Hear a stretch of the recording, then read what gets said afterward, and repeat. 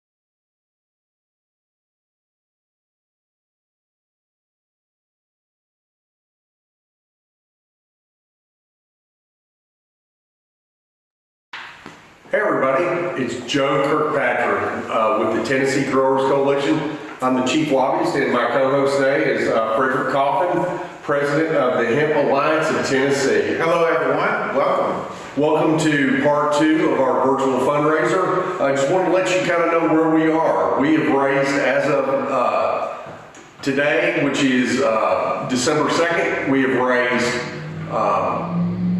$10,000, and our goal is 60. So you know what you got to do. But we have new ways. We have new ways of contributing. We are on Patreon now. That's Patreon, patreon.com. That will allow you to go on and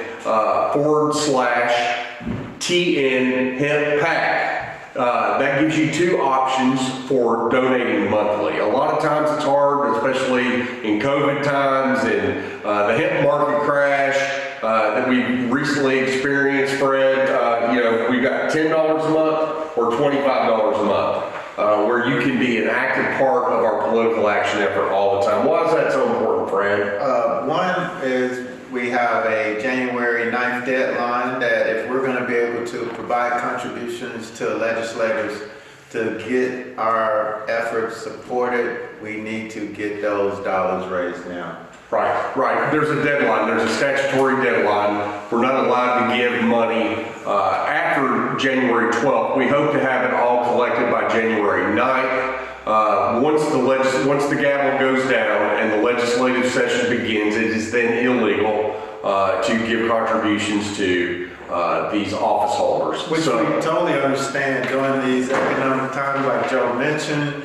Every little bit counts, and so if you would go to paypal.me/TNHempPack, that was paypal.me/TNHempPack. Please contribute what you can. It will all be appreciated and go for a great cause. And we're going to be posting these videos behind the Patreon paywall going forward, and you're going to have continual access to this updated content. We're going to be doing things throughout the spring and through the year. We're going to have monthly legislative updates like you were used to be given at the old TNHIA meetings. Rest in peace, TNHIA. Born again as the Hemp Alliance of Tennessee. My hat. Wait, what's the website for hat? Yourhat.org. Your hat. YOURHAT.org.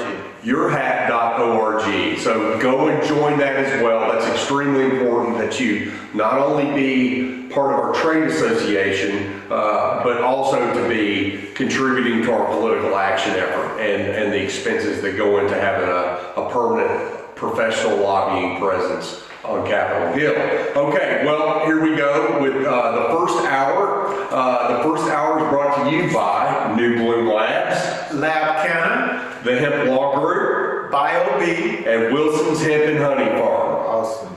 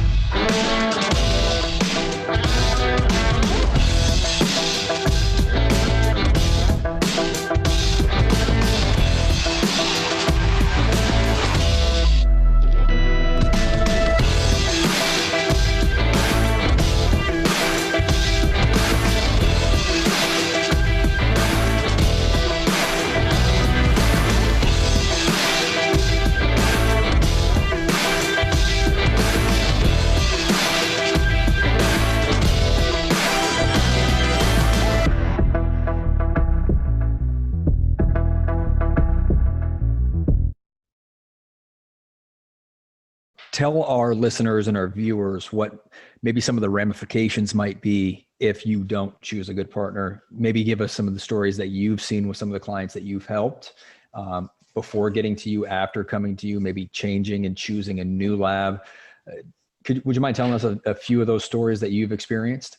Yeah, and these are unfortunate stories, but I'll give you a couple examples. One, If you don't have a good lab testing partner, you may, unbeknownst to you, have an illegal product on your shelves, or you may be selling an illegal product. You may be selling something that's over the THC limit. And you have, at that point, you have a legal problem on your hands, and you may not know it. The other one, the one that actually concerns me most, is toxicity. If you don't have a great lab testing partner, you may, unbeknownst to you, have pesticides, heavy metals, solvents, mycotoxins, mold in your products, and it could hurt someone. And so that's why it's just so critical to make sure that the lab industry should hold itself up to the strictest scrutiny and things like ISO standards. But as a producer, you are scrutinizing all the labs and making a very conscientious choice. Yeah, and that's tough. We've seen a lot of back end. Again, when you get a full panel back, there's three main things that I look for.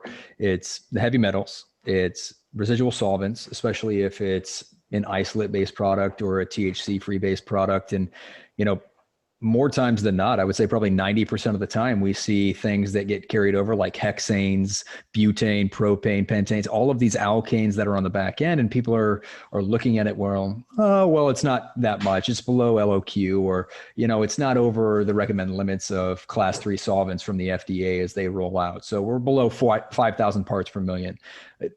That still carries over into a consumer packaged good. That still has an effect on what you are intaking into your human body or giving your child or pet. What would you recommend to people, and what are some of the things that you see, like you said, the mycotoxins, residual solvents, heavy metals? What can those things do? And what would you say in terms of reading that COA and advising customers on reading those COAs? Well, I'm glad you asked that, because this really brings me to something I'm pretty passionate about, and that's the need for a unifying regulatory standard. For instance, in the state of Tennessee, we have no rules that give the industry any guidance about toxicity levels. There are states that have those rules. California, for instance, they have very, very strict rules, probably overly burdensome rules. For sure. But at least they have them. And so we need to go to our legislatures and we need to demand guidance. Not many industries go out and ask for more government regulation, but we are in this unique spot right now where we need to do that. Right. Yeah. When there's a big difference when it's leading with integrity and, doing the right thing when no one's watching.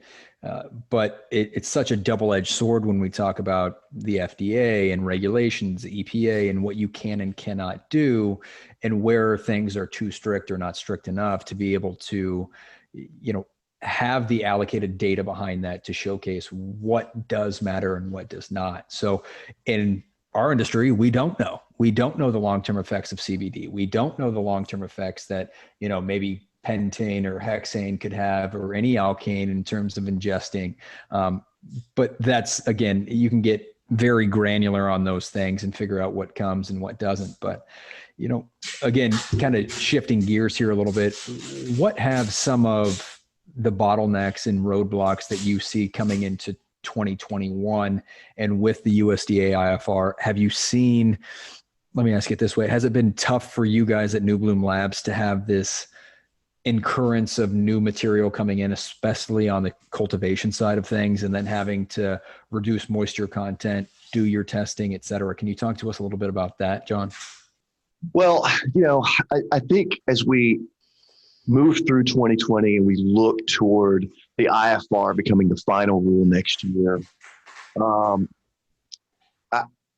I'm eager to see a unified standard around THC. And if we're going to be a total THC country, let's just do it. Let's get there. Tennessee has announced it's going to hold off for another 11 months and remain Delta 9, which is great for our producers of like smokable flower. I mean, that's terrific for them that we created this little niche market where folks are going to come to Tennessee and be able to get more potent stuff if that's what they desire. So that's good. It creates a temporary opportunity for us, but really, I believe in unified standards. So I think we need to get there. It'll be better for the industry overall. And the big thing, the big result of that is it'll help the industry to right size itself. 2019 was not the most strategic year for the hemp industry because a lot of people just jumped in and they produced, and there's a glut of inventory that still exists. That's not to say there aren't terrific opportunities for business development in hemp and cannabis, because there most certainly are. But we're going to have to be a little more strategic, and this industry needs to figure out how big it really is. For sure.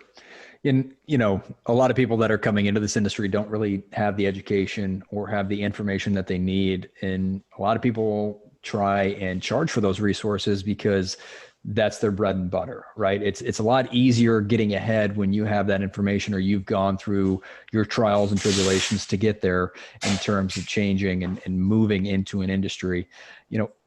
With that being said, have you guys thought about anything in terms of consumer? And again, where this question is coming from is helping people that have maybe been affected in terms of a producer or a farmer on the front end because of COVID. They could be losing money. They don't have enough monetization on the front end. Have you guys thought about doing anything in terms of subscription packages or long-term help for, repeat clients? What does that look like? So we're actually about to roll. We have a discount program now, a volume discount program now. That's been pretty successful, and we have a bunch of clients that have taken advantage of that, and that's terrific. But we're actually about to roll out something really neat, so I'll kind of preview it for you. But we're going to offer a rebate program, and so basically, New Bloom Labs is going to write you a check twice a year based on your testing volume, and you're going to get a refund based on how much you've tested with this. And I don't want to go into the specifics of that quite yet, but that's coming. And I think that's really going to help folks, because I understand it's that line on your P&L for testing is probably the most annoying one. And I get it. I absolutely get it. We want to help where we can. The simple truth of the matter is that this instrumentation that we have here, which is all brand new, Agilent warranted instrumentation. That's funny. It's very expensive, and it costs. It costs to have it here. It costs to run it. The consumables for doing this chemistry, it's very expensive as well. And that's where the cost comes in. So we're operating on tight margins just like everyone else. But we want to help where we can, because you should have ready access to a good testing partner that's going to give you quick data with sound science, and you got to be able to fund it. Yep. So we're going to help where we can. That's great. Well, we like to end some of these with a couple of rapid fire questions here for you. And so again, really quick, high level on this end. What is one thing that as you look back before you got into the industry, John, that you wish that you could have told yourself now that you've learned since then? Oh man. Avoid FedEx. I'll start with that one. I say that a lot, but we had a pretty rough experience with FedEx seizing our customer samples by the hundred, and it was bad. We couldn't do anything about it, and FedEx was not very responsive. They weren't interested in helping solve the problem, And so, and the unfortunate part about that was the FedEx came to us and solicited our business. They wanted to be our transit partner. Then they just changed their mind without telling us. And that was a really stressful couple of weeks for this company, really early on in our experience. And we were just on the phones day and night, talking to our customers, trying to find those packages. And it was a really unfortunate chapter in our story, but we moved past it. Look, send your samples with the Postal Service. They want the business. They will deliver the parcels. Definitely. And number two, what is one of the biggest resources that you found in terms of figuring out where you're going, finding new strategy, and resource in the sense of keeping up with industry knowledge and being part of a new growing industry? The Tennessee Growers Coalition has really just been invaluable. I'm a believer in government participation. I'm a believer in legislative action. It's something I'm very passionate about. And so when we decided to open the doors of New Bloom Labs, I looked for our advocacy organizations, and I sought it out, and I found Kelly and Joe at the Tennessee Growers Coalition, and immediately committed the funds to be a board member and to support the organization. It's something I'll do every year because I think it's that important. We need to get more participation in that organization, and we need more broad-based support. really ease the financial cost for everyone to have good, effective legislative action if just more people would buy in. If more people would pay $150 in dues a year, we can really go a long way. We can accomplish a lot. That isn't Joe and Kelly are terrific lobbyists. Yeah, they are. They have had a great deal of success, legislative success in committees, and they've passed a lot of bills. And it has been a direct benefit to Tennessee hemp producers, a direct benefit. And we need more of that because, look, we all know how politicians are. Left to their own devices, they'll pass a lot of bad bills. We got to make sure that doesn't happen. So we start with defense, and then we go and we advocate for the things that are important to the industry. A lot of people don't realize that the advocacy works in both realms too. A lot of people don't want to see this be legal. A lot of people have a stigma against this plant and cannabis in general. And to overcome that, you need the right people in the right seats. And then at the same time, just talking about monetization, they don't realize that they're not getting paid for that either. This is all pro bono and association 501c3 nonprofit. And, they're out there every day, boots on the ground. That's where the real change comes. And I couldn't agree more. That's a great answer. I'll mention, we in June of this year, we opened the lab in Dallas. What was the first thing we did? We went and found the advocacy organization in Texas. And we're there. And we have our first board meeting next Wednesday, as a matter of fact. My brother sits on the board of the Texas Growers Organization. So, we really put it at the forefront of our strategy to be a part of the process. And it's really important that we do that. I agree. And last one here, what is one of the biggest myths that you hear about the cannabis industry? That hemp producers are really marijuana producers with a hemp license. That they're sort of intentionally growing a product that's different than what its stated use is. That's just not true. The hemp industry is a legitimate industry. It is a good industry. It is potentially a very lucrative industry for the right strategic producer. And there's room for more. I talked about overproduction last year, and that has absolutely occurred. But for good, strategic, savvy operators, there's room for you, and I invite you to the table in the hemp industry. Absolutely. And we definitely piggyback on that side. It's hard to imagine that translating a quality, skilled talent into a new industry is not going to work. And we found that a lot of the partners that we work with have done just that. And they've integrated standard operating procedures and that integrity, respect, and transparency in everything that they do. And I just think that moving from an illicit marketplace into a legal framework, we just need more and more of that as the day comes to an end. We do, and it really, I think we should start at the top and let it trickle down. I believe in full, broad-based cannabis legalization. It will help to legitimize all aspects of the cannabis industry, from adult use recreational to medical and hemp production as well. It'll serve all three tiers of the industry.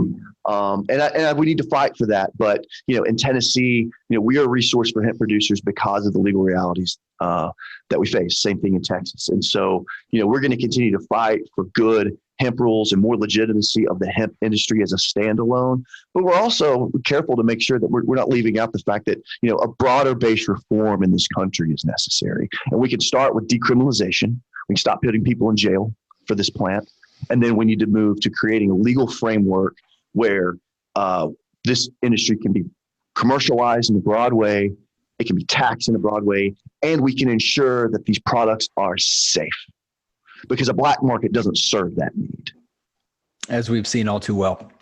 John, thank you so much for joining us here today, and thank you for your time. We appreciate all that you do for processors and everyone throughout the supply chain here in the great state of Tennessee and in the domestic marketplace. We really look forward to seeing your success over the years to come. And thanks again. I've enjoyed it. Thank you for the opportunity. You bet. Take care, John.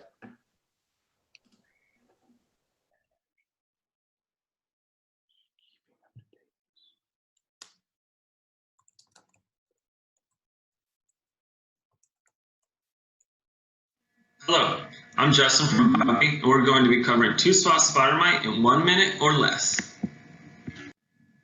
Two-spot spider mites are commonly found on hemp in the greenhouse and indoor facilities. They also can be found on outdoor crops as well. To identify two-spot spider mites, you're going to be looking for those 2 large spots on their backs. But it's really important to keep in mind that those younger stages may not have those 2 spots. Only the adults is a guarantee.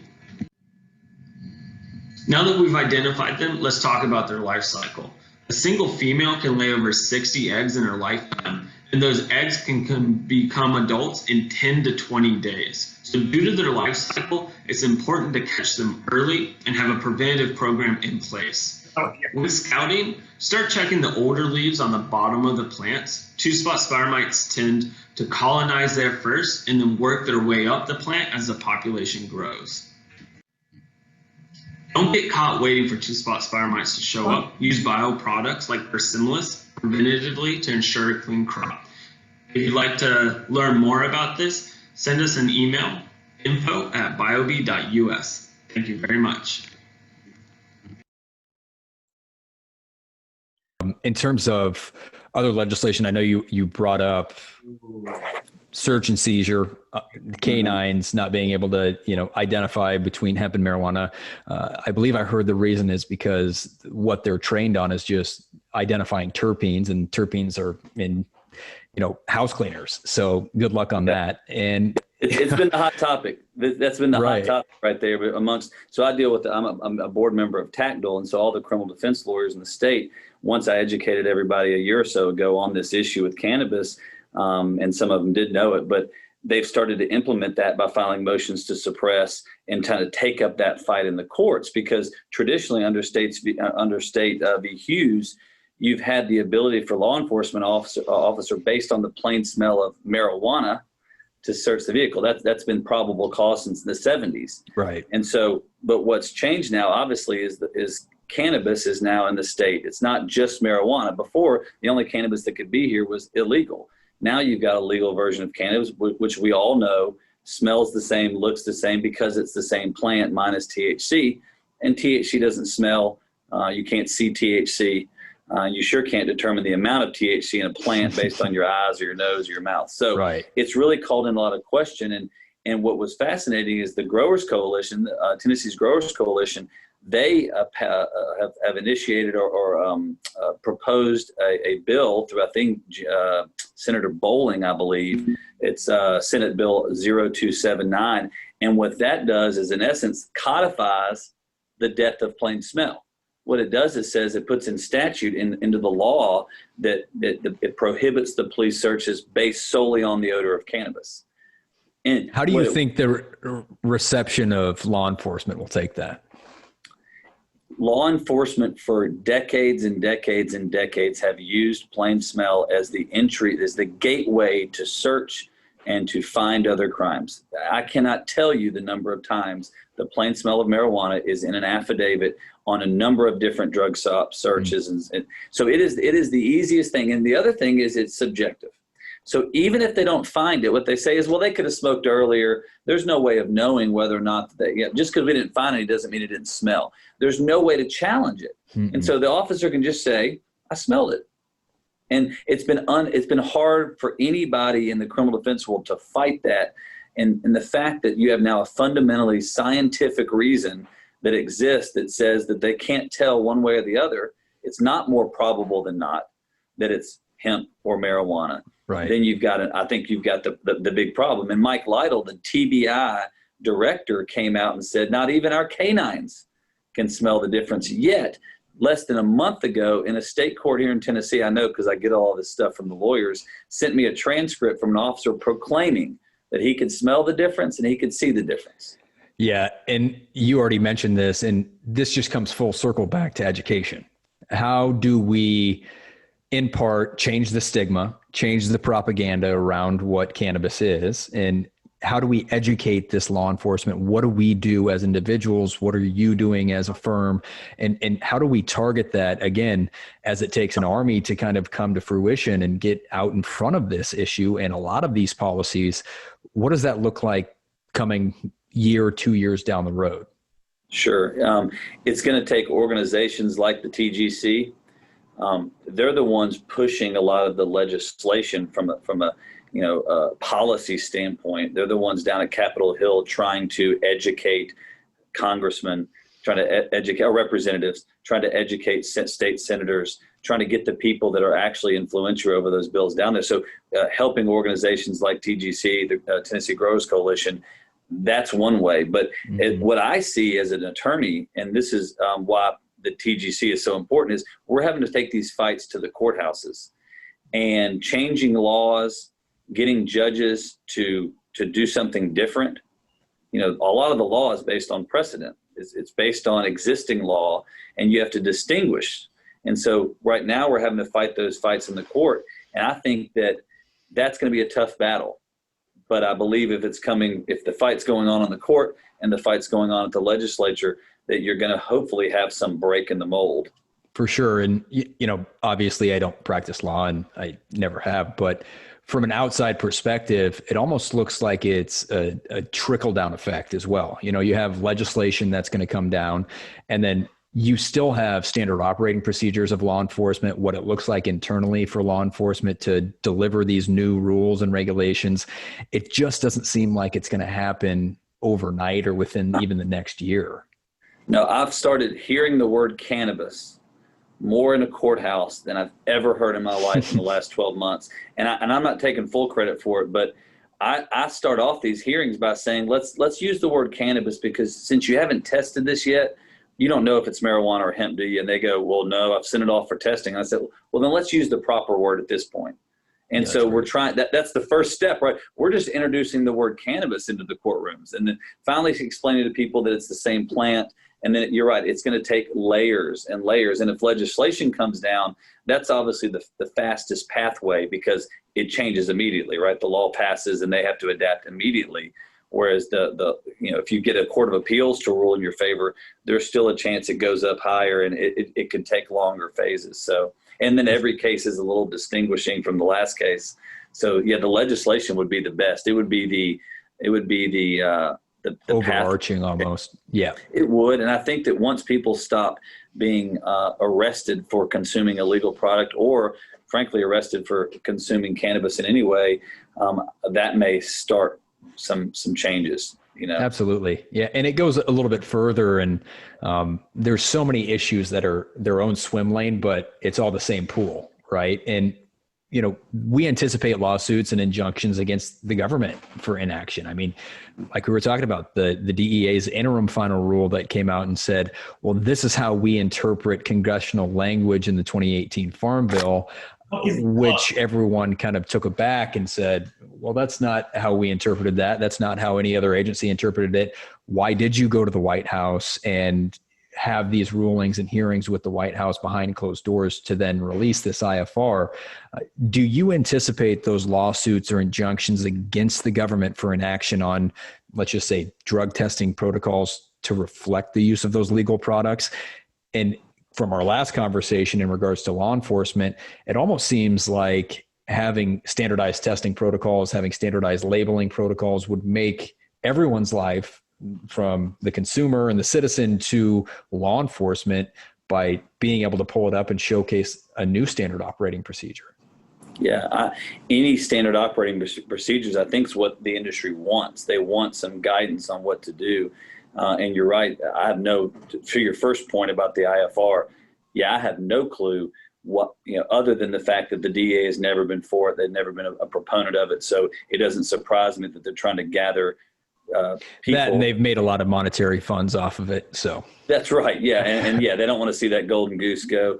And as far as lawsuits related to the IFR first, there was the HIA, and I think it's RE Botanicals did file a lawsuit arguing that the legal barriers created to manufacture CBD with this IFR are going to be, those are unreasonable, and those are an infringement on the 2018 Farm Bill. I don't know if that lawsuit's going to stand, because of the toughest thing is, well, two-part. One, you have to have the right standing to sue the government.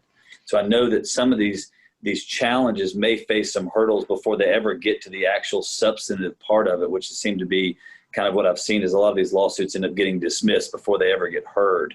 Right. The second part is trying to get the government to act. It's really tough from a legal standpoint to get the government to do something. It's a lot easier to get them to stop doing something. So, the idea of them sitting on their hands, whether intentionally or not intentionally, and not providing that clarity, it may be hard to force them to do something like that. But do I think there's going to be lawsuits? Absolutely. And I think there should be, because people have invested millions and millions of dollars in some of these businesses, and the idea that they can, without any basis, throw that wrench in it or create that gray area again without some backlash I don't think that's going to happen.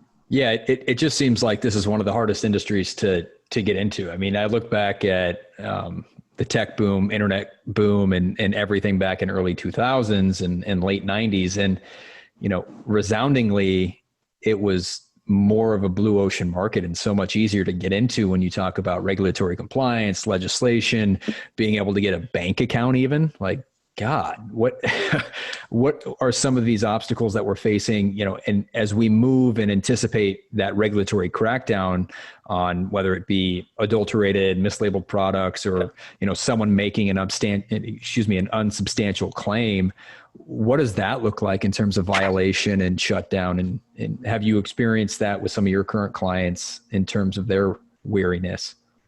Yeah, I've had clients contact us to consult with us, and I'm a pretty conservative guy, and I've traditionally said, highlight the product, not what it does. I mean, highlight how good the product is, what's in it, how you grew it, how it's formulated, what's different about that product. But don't go a step further and try to tell people what it's going to do for them. And I think that's been the specific thing, is to not market it as a dietary supplement, and to not make specific claims that it can accomplish for you as a human. And I think that's really what'll keep people, and I've told them what I think it'll keep them out of the FDA's, target. But you've got two things now. You've got the FD&C Act, and then you've got and I think you said it better. I said DSHEA. DSHEA, yeah, I like that. So that basically, the two different things. Obviously, the FD&C is a kind of a broader scope, and the DSHEA governs or regulates dietary supplements, and whether or not the FDA is going to come out and start attacking and going after companies that are failing to follow these imprecise guidelines that they may not know exactly how to follow. And they've sent out warning letters. They've actually gone so far now as to send out warning letters to these different industries. I think it was the end of 19, and I think some have come out since, warning them, saying you cannot market this product as you're marketing it. So, and I've read some of this stuff. Amy Abernathy, the FDA, one of the FDA's program, she was interviewed, and her response was pretty interesting. She said, we're going to treat CBD and those products the same way we treat any of them. Right. And we're going to, quote unquote, take action as needed. So whatever take action as needed means, whether that means tomorrow, whether that means keep sending out warning letters, I have no clue. Right. And it seems like a lot of those warning letters that we have seen are specifically on larger firms that are making disease or altering medical claims on that side, or, just unbiased claims for, I mean, I've read probably half of those warning letters that went out, and, people are claiming that it cures cancer. They're claiming. Yeah, I saw the cancer one. Oh my goodness. And it's, well, and the one I was looking at this morning in anticipation of possibly talking to you, it popped up, was one of them has to do with injectables, where they're having people inject CBD, and they're creating a formula that has CBD and some other chemicals in it, and it cures COVID. And yeah, right. Well, that may not be unsubstantiated. I don't know. I actually recently read an article a couple of days ago saying that it helps with recovery for COVID because of the way that it helps your lungs heal in terms of with COVID, you have a lot of pneumonia aspects that when coming in, your lungs are filling up with water. What it helps with is to substantiate that pneumonia and help your body get back to osmosis and deal with, a standardized inflammation, obviously, which is what is the big proponent of it. So yeah, that's exactly right. Coming back in terms of compounding effects on the industry and demands for hemp products, I know that right now, so one of my really good friends, he works for a firm here, a polling firm here in DC called Morning Consult. He always sends me over different polls that they do on marijuana and hemp and cannabis in general. And it feels like month by month, the demand is going up and up and up. It's, 15% of people have tried CBD, 25% have tried in October, 30%. And not to mention just marijuana and how many people want a legalized cannabis state throughout the United States and domestic marketplace. How do you think rulings like this are going to have a compounding effect on the industry and demand for hemp products in the near future?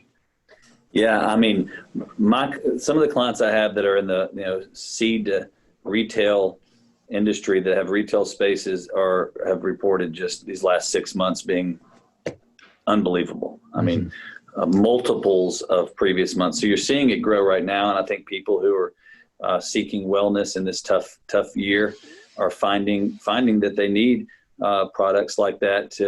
So I think the product needs and the demand for it's going to go way up. Now, I also believe, though, that if we don't get through some of these issues that have popped up, that it's going to be a little more difficult, because I think until it gets out of this gray area, you're not going to see it, fully expand to where it needs to go. But as it relates to individuals using, because of what I do, I represent a lot of people that are charged with possessing illegal cannabis, and then I represent businesses and individuals in the legal cannabis industry. So I have seen a big change, and maybe over the last decade, in people consuming cannabis products. I think my parents' generation, the baby boomers, were not born and not raised with the idea that cannabis is evil and the devil's lettuce. Right. Their parents may have been, especially in the South, especially for in the sure. South, but my parents weren't, and their kids, my generation, absolutely wasn't. And the next generation coming up is not going to be. So it's just going to be a generational thing. And I think that more of that generation, my parents' generation, they're using CBD products because for years they've been using aspirin, Advil, opioids, Ambien, any of these drugs they've been taking, because that's the way you got better back then. Dietary supplements and nutrients and nutrition, that's a fairly newer thing. Yeah, and that's then Eastern medicine almost. That's right. Yeah. And then you have, like my father's a great example, who takes CBD products, who now doesn't need anything else if he wants to sleep at night, because, and there's no side effects, none. I know. And that's the thing too, is that I talk to so many people on the consumer side that are, for the last 2 years, I've been taking Benadryl before I go to bed and it's just like, what the hell are you thinking? And they move and they transition into a CBD product, or maybe not even a CBD product, but a CBD inclusive product with other formulations in it. And they're just like, I don't know why I didn't start this sooner.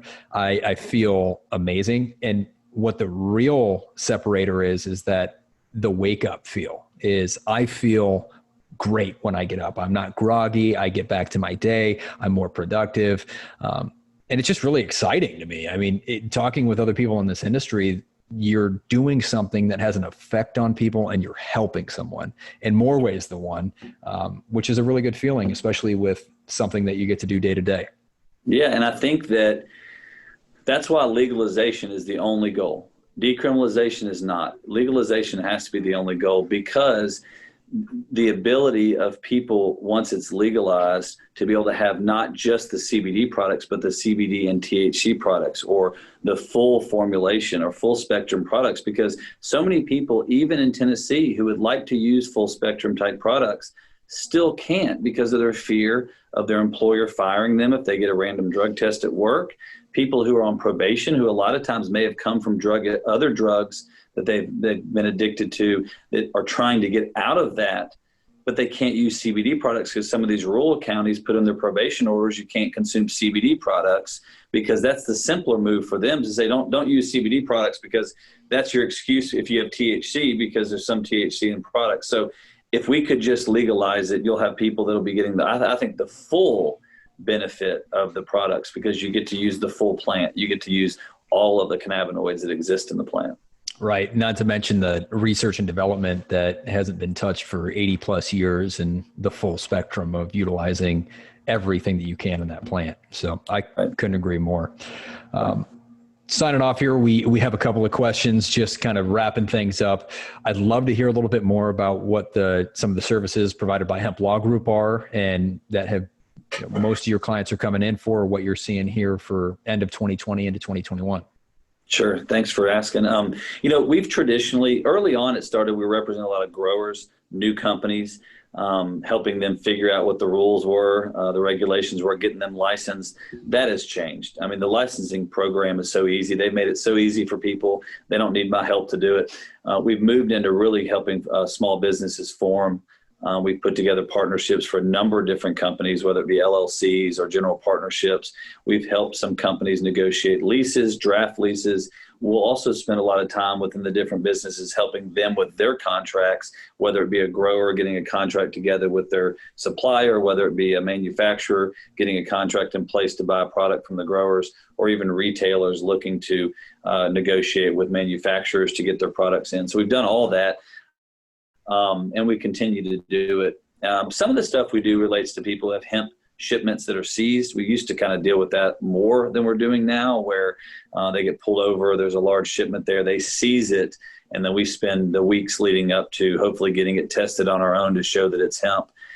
We've done some of that. Lately, after the IFR, and I think that was, you may know better, Chad, it was maybe 3 months ago, 2 months ago, my time has been pretty much spent answering questions about how that would impact businesses. Because, absolutely. Yeah, you've got two big components of it. You've got the Delta 8 issue and you've got the crude issue. And, that really hits everybody. And if you're a manufacturer, or you're like you guys are developing products, the full spectrum or I think you used to call it full spectrum, the full spectrum of the crude. If it can't ever go over 0.3%, that really staggers your ability to function as a CBD manufacturer. And then, you've got the Delta 8. I've had several clients that are Delta 8 clients. That's what the products they make are Delta 8 products. And not only did the DEA chime in with the IFR, but also you've had some kind of rumbling locally about trying to add Delta 8 to the controlled substance list here locally in the state. So that's been really the main focus I've spent the last few months, is dealing with how that's going to impact my clients. And ultimately, I'm not sure all my answers to their questions have been 100% confident, because I really don't know. But I've kind of maintained my belief that they have not come after people in legal marijuana states, despite it being illegal federally. And I don't believe that's going to happen in the states that are hemp states that are allegedly in violation of the DEA's protocol. So I don't believe so, but I've been trying to, I've got to advise people the best I can. And that's kind of what I've been spending my time on lately. That's great. And just a couple rapid fire questions that we like to kind of sign off with here. What's one of the biggest myths that you generally hear about the cannabis industry? Myths. Okay. I hear the gateway drug thing pretty often in the courthouse. That's kind of one of the things that I feel like is probably the biggest myth, because I've spent some time researching that. And I think most people would agree that the last thing that cannabis would be a gateway to harder drugs. So I hear that often. I also feel like the one myth I feel a lot is that people who consume cannabis are a certain class of people. Right. I can pull you my files for the last decade. I can tell you, it's every single walk of life, from doctors to judges to gardeners. There's nobody, everybody loves a plant that helps them. For sure. And one last one here. If you would have known one thing coming into this industry, or you could take one thing and extract it to when you first got in, what would you tell yourself, and what is the main resource that you think has helped you to where you are today? That's a great one. I don't think at the time that I knew how it was going to intertwine. I was interested in the hemp world through the HIA. And then I've got my illegal cannabis world as a criminal defense lawyer. And I don't believe at the time I truly knew how those were going to intertwine, because had I known that, I would have been the one filing these plain smell motions a long time ago, 4 or 5 years ago. Instead, what I've been doing is educating a lot of really talented, smart lawyers across the state, and they've been filing them. But I think that's probably one thing. And I think the other thing is, I remember sitting in a MTSU field house building in 2015 with a bunch of farmers and guys with dirt on their shoes talking about hemp. And I just, now looking back, can't even bring myself back to that world. Right. I remember one guy stood up, he said, well, where am I going to sell this stuff? Who's going to buy it? And that some guy goes, well, I'm here from a paper company and we'll buy it for pulp. That was only 5 years ago. Yeah, how times have definitely changed. Joe, we really appreciate you for joining us here today and for all that you do for the citizens in the great state of Tennessee. We really, really look forward to seeing your success over the years to come. And thank you again for being here with us. Chad, thank you so much. It was great to be here. Yep, my pleasure. Well,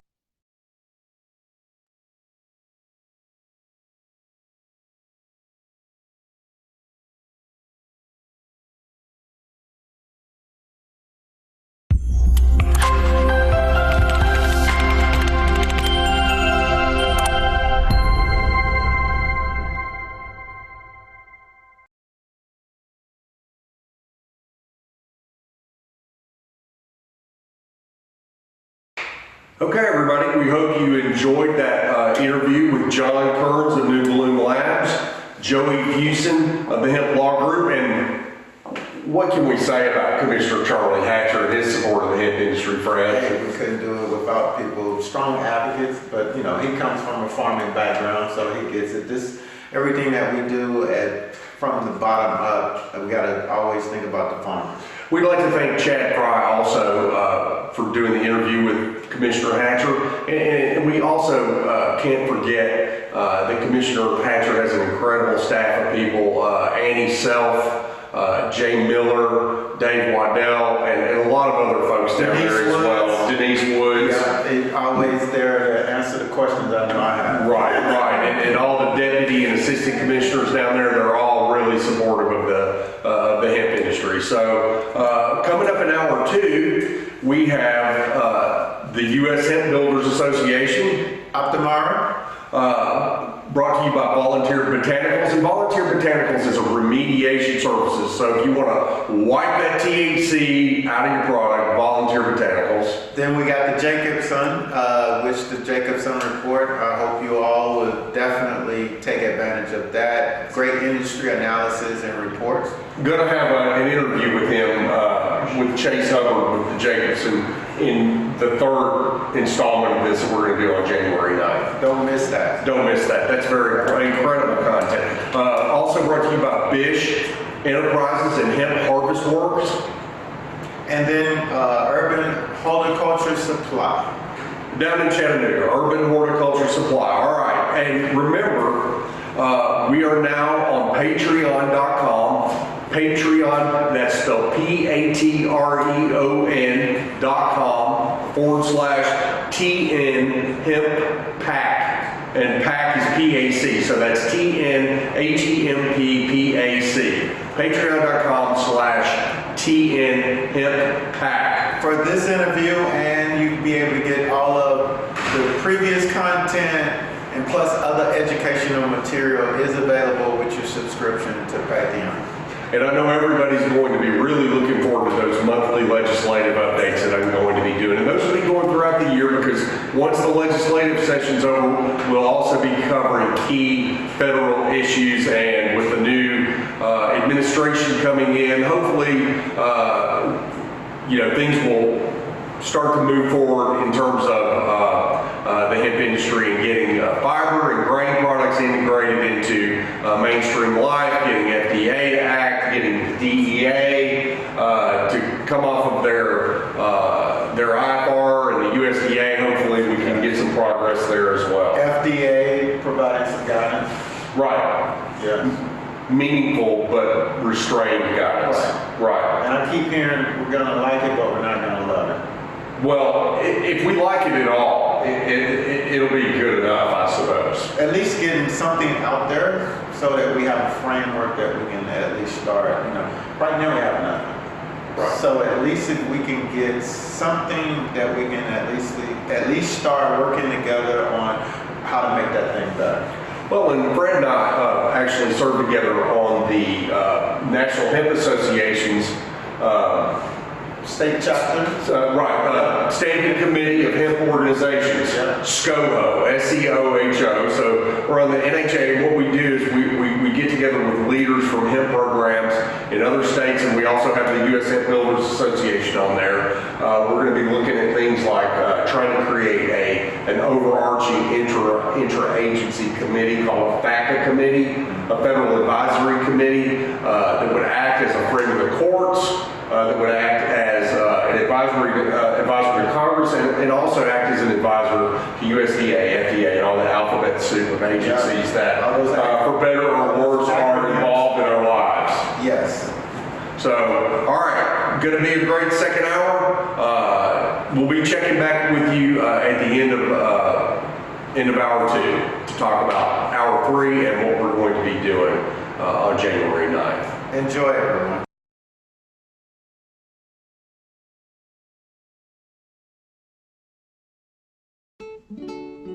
The U.S. Hemp Building Association is a member-based organization that stands to support and advocate for hemp building professionals, hemp building projects, and hemp building materials in the United States. With a steel or timber frame, hemp lime creates a mold-proof home that will continue to sequester carbon over time, while lasting for generations to come. Through education, collaboration, networking, and advocacy, we make a way for healthy, long-term solutions, as well as a robust new building industry within the USA. By joining the USHBA, you will be a part of creating a unified and inclusive coalition of inspiring innovators to promote and support hemp as a readily accessible, environmentally sustainable, and economically viable option to traditional building materials. Hemp is the green building material we have been waiting for. Join the trailblazers, the visionaries, the community creators, and the farmers of our future. Become a member and let's build together. Visit us at www.ushba.org to sign up today.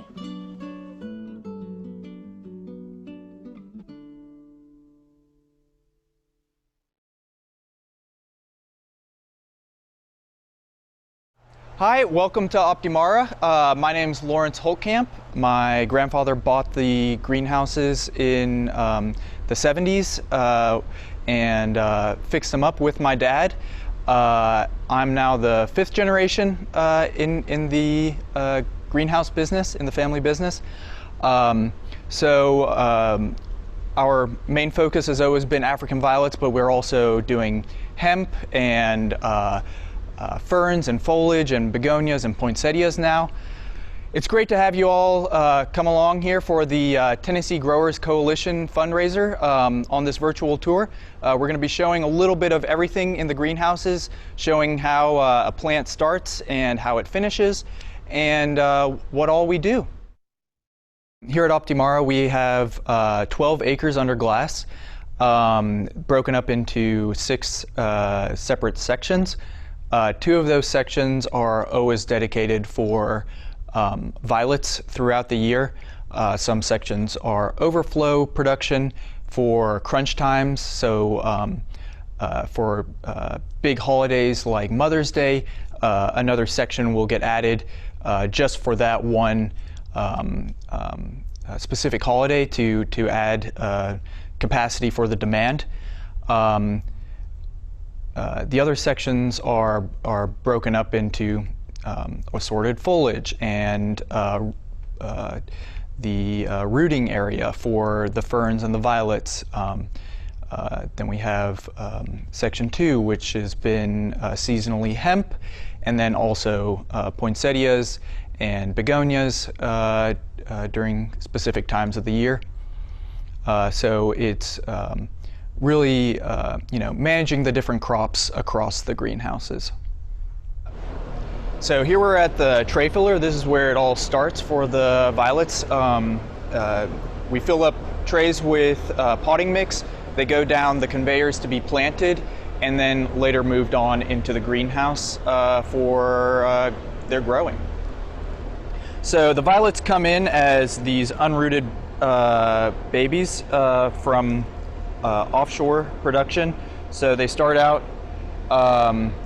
as these small little plantlets. This is what will get planted into the trays for rooting, and then later they'll get up potted into a 4-inch pot to be finished. So here we're in section 3. This is where we root the unrooted plants in plug trays and for finishing later on. So the youngest plants start on this end, and then as more are added, they end up on that end where the oldest plants are. And then by the time they're there, they're ready for planting for both the ferns and the violets. And so it really is, it's one big circle, you know, youngest ones coming in on this side, going down the line, oldest coming out on that side, coming out. And so it just constant flow. What's up with the hanging baskets?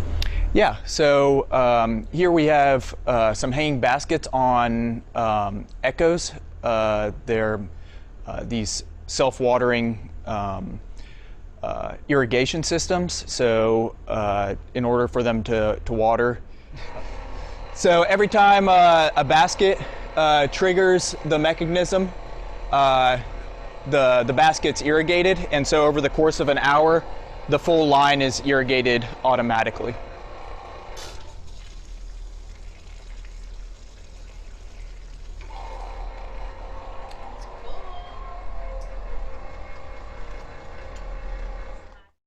Here we have the violet trays that have just been planted up. You can see they're just now starting to form some roots on the unrooted cutting in the tray, and so they'll have about 8 to 10 weeks in the trays, and then slowly make their way down along the system. How many fit on a bench on the line? So it's about 90,000 in a line, about 90,000. So we've got 30 trays of 72 on a table, and yeah. So how long does it take them like to finish? Like what's your production and stuff like through from this stage until you're going to sell them? Yeah, so it varies by variety. So here we have a variety tag. Plant week 38. Ready week 45 for this variety, and so really depends. Sometimes 7 weeks, sometimes 8 weeks, could be 9 weeks, depending on the variety. Some are a little bit slower than others.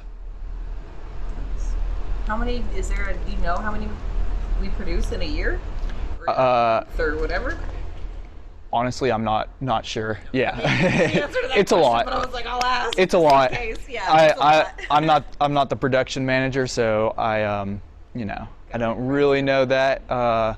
Mostly I focus on online sales, e-commerce. So that's a growing part of the business. Absolutely. We've always been wholesale, but online sales are kind of the future. So something we're trying to build up. And it's going well so far. So here we have some Rex begonias. This is another thing we do here at Optimara. So it's just a very interesting plant with very dazzling foliage, and just a diversification of the plants. We used to only be African violets. That's all we did, and it's still our bread and butter, but you have to diversify. Like, it's the only way that you can have a solid business is to, spread your risk. Some years it's Rex begonias are big. Some years it's ferns. Some years it's violets, and everyone wants blooming. So now we're doing violets and ferns and foliage and Rex begonias, poinsettias for the holiday time, and it's all about spreading the risk. So do these go in like a flower bed, or are they indoor plants? Or so these everything we grow is indoor plants. They all just need indirect light and lightly damp soil, so it's the ideal house plant. Any of these will do well in like lower light conditions. Most of them want kind of bright indirect light, but house plants all around. Cool. Do you have a favorite? Yeah, I mean, personally, so actually one of my favorite plants, it's just been planted, but I really like, this is a small one obviously, but it's this Rex begonia. It's a jive Rex begonia, and I don't know, it's just like, That's cool. color-wise, it's like, it's small, so it doesn't have its full glory yet, but once it gets bigger, like it's such a cool plant. Yeah. The greenhouse is cooled by a cooling pad system, so it's an evaporative cooling system. On one side we have this cooling pad wall that cool water runs through. On the other side we have exhaust fans that form a negative pressure in the greenhouse that pulls air through the cooling wall and effectively cools the entire area in a very efficient way. So here we have fern trays. So they start out as these tiny little either spore plugs or tissue culture. Then they're just planted into the cells and grown from there. So both spore and tissue culture gives you very nice finished plants because they form a compact ornamental plant.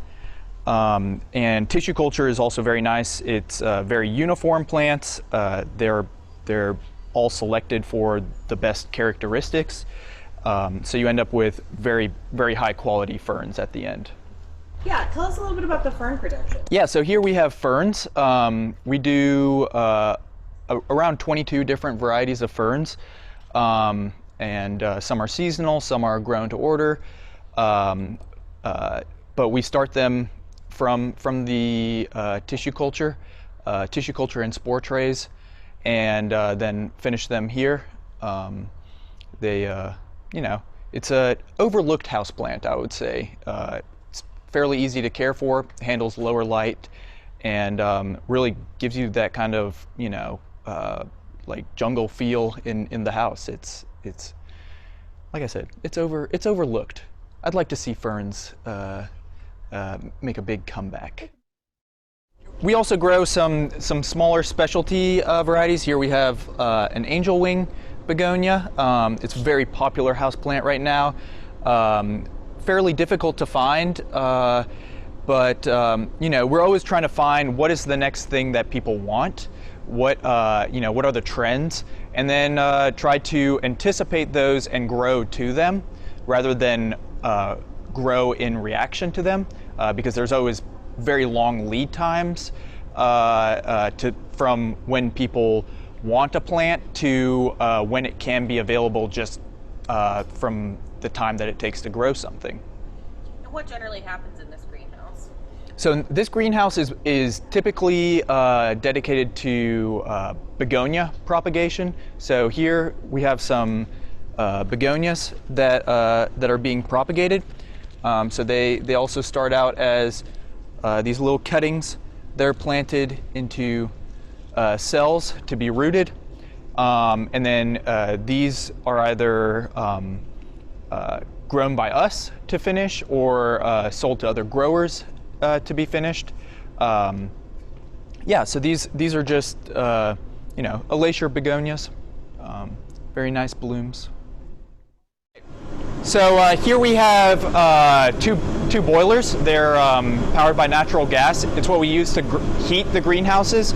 So the boilers will heat up water, and then it's circulated through pipes above and below the tables in the greenhouses, and that raises up the ambient temperature of the greenhouses. So it's a very efficient way of heating up a large area like a greenhouse. In the same way that the evaporative cooling system is a very efficient way of cooling down the greenhouse. Have you always heated the greenhouse in this way? So we always have, but they used to, way back, it used to be heated with coal, but for obvious reasons, coal is dirty. you know, you have to shovel it into furnaces and whatnot.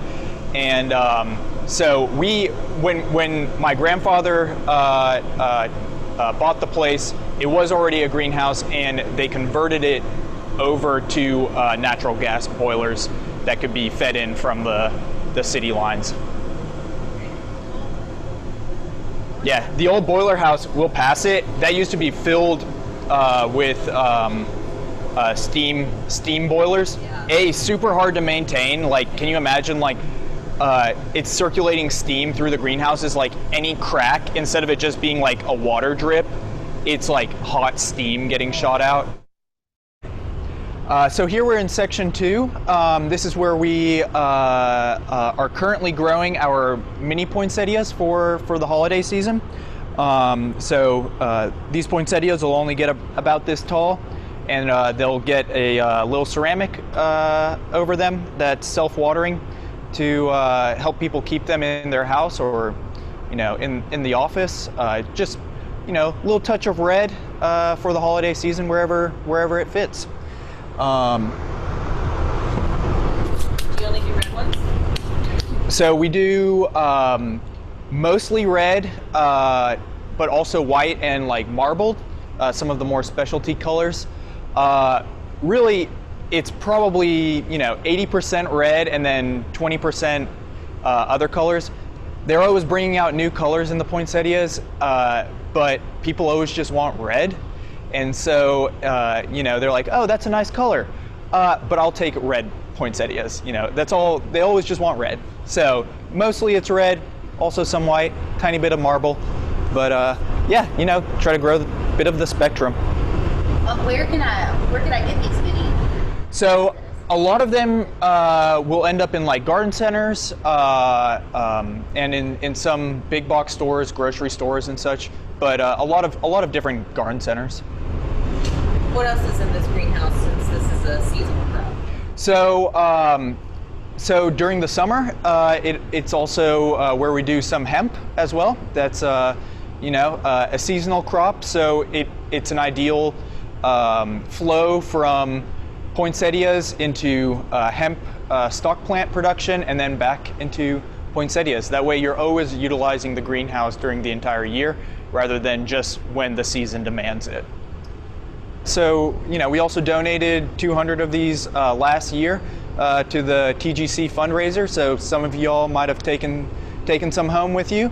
You know, hope you enjoyed them. Just a little thank you. All right, so another unique feature about this greenhouse is these tables are movable, so you're able to fit a lot more plants into the greenhouse because they move in and out of the aisles. So, you know, just utilizing as much space as possible. They're also flood tables, so you're able to irrigate all of the plants with the same amount of water at the same time. So it's just an easy cost-saving and effective way of growing plants, ornamental, hemp, or, you know, whatever is necessary.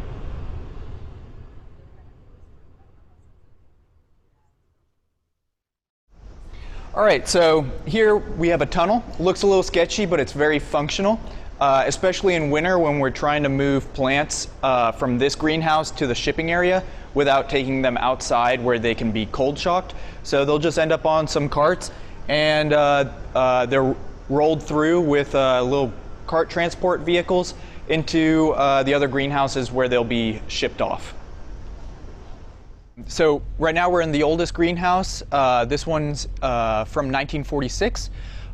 It was originally already here when the property was purchased, and it's a greenhouse that we decided to keep and just maintain, keep the upkeep going because it works well. It's still a glass greenhouse, so you don't have to replace any poly coverings, and you know, it's treated us right. We can grow plants in it. So. Who did your grandfather purchase the greenhouse from? So the greenhouses were purchased from the Joy Floral Company. So it had been a continuous greenhouse operation since the late 1800s even. I think 1890 is when the first greenhouse was put up on the property.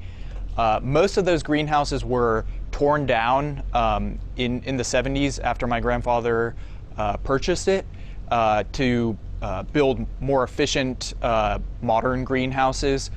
This one's just a holdover that was never demolished or changed, and it does well. There's a lot of history, yeah. Plus, I really like the old style. It's has that very like botanical garden like antique style to it. Back in the day, they used to think that you wanted to make your greenhouses as low as possible to make them more efficient to heat. And then, like over time, they've realized that has different issues depending on the crop. So now we raise our greenhouses as high as possible. So our newest greenhouse is probably almost 50% higher than this one is at its top and at the entire overall greenhouse, just because it allows for better airflow and better heating and such. Cool. What kind of plants do we have in here? So mostly tropical foliage. We have mini violets and also 6-inch violets, 6-inch ferns, mini terrarium plants, just a mix of a lot of different foliage plants and some violets sprinkled in. So, but wait, aren't they laid out in stages here? Because I'm seeing like a pattern to like baby starters. Well, so these more mature plants. Yeah, so these are sold in the little 2-inch pots. Like everything's kind of like, people love mini. Like it's a consumer trend to go as small as possible, because a lot of people are living in apartments or like smaller places. They don't want massive plants like sitting everywhere, so they get these like little mini plants. Most of them can be trimmed and they'll stay bushy and such, or you can plant them into a terrarium. Terrarium building is really big right now. We try to grow, like I said, a variety of stuff and sizes. So like you've got 2-inch plants for like people living in apartments, and then 6-inch plants for people that are have more space for plants. And but the 2-inch it's very popular right now. It's the mini plants. Everyone wants mini plants. Do some people just like to buy them as babies to where they can grow them? Yeah. I'm sure. Oh, for sure. Like some people they want to buy a variety of small plants and watch them grow. I mean, that's part of the joy of like having plants, is like watching them get bigger. And some people just want like a mature plant to put into a pot and like water, and like it's already done and decor. It's just a different way of looking at plants. Mm-hmm. Depends on your personality, I guess. Are there stories of it being haunted? I haven't heard. Have you heard stories of it being haunted? I haven't heard any stories of it being haunted. Section 2 is definitely haunted. That's possible. It might be haunted. No, I haven't. I haven't heard any stories of it yet. I've been in here when it's dark. It's a little strange, but haunted. I don't know. Maybe. So what we have here is one of our Everflorus violets. They're also known as the space babies. So the origin behind the plant is back in the 80s, we had the opportunity to send up seeds on NASA's LDEV mission, where they were testing to see how seeds would react to the conditions of space, so like weightlessness and like radiation, and what kind of effects that would have on seeds.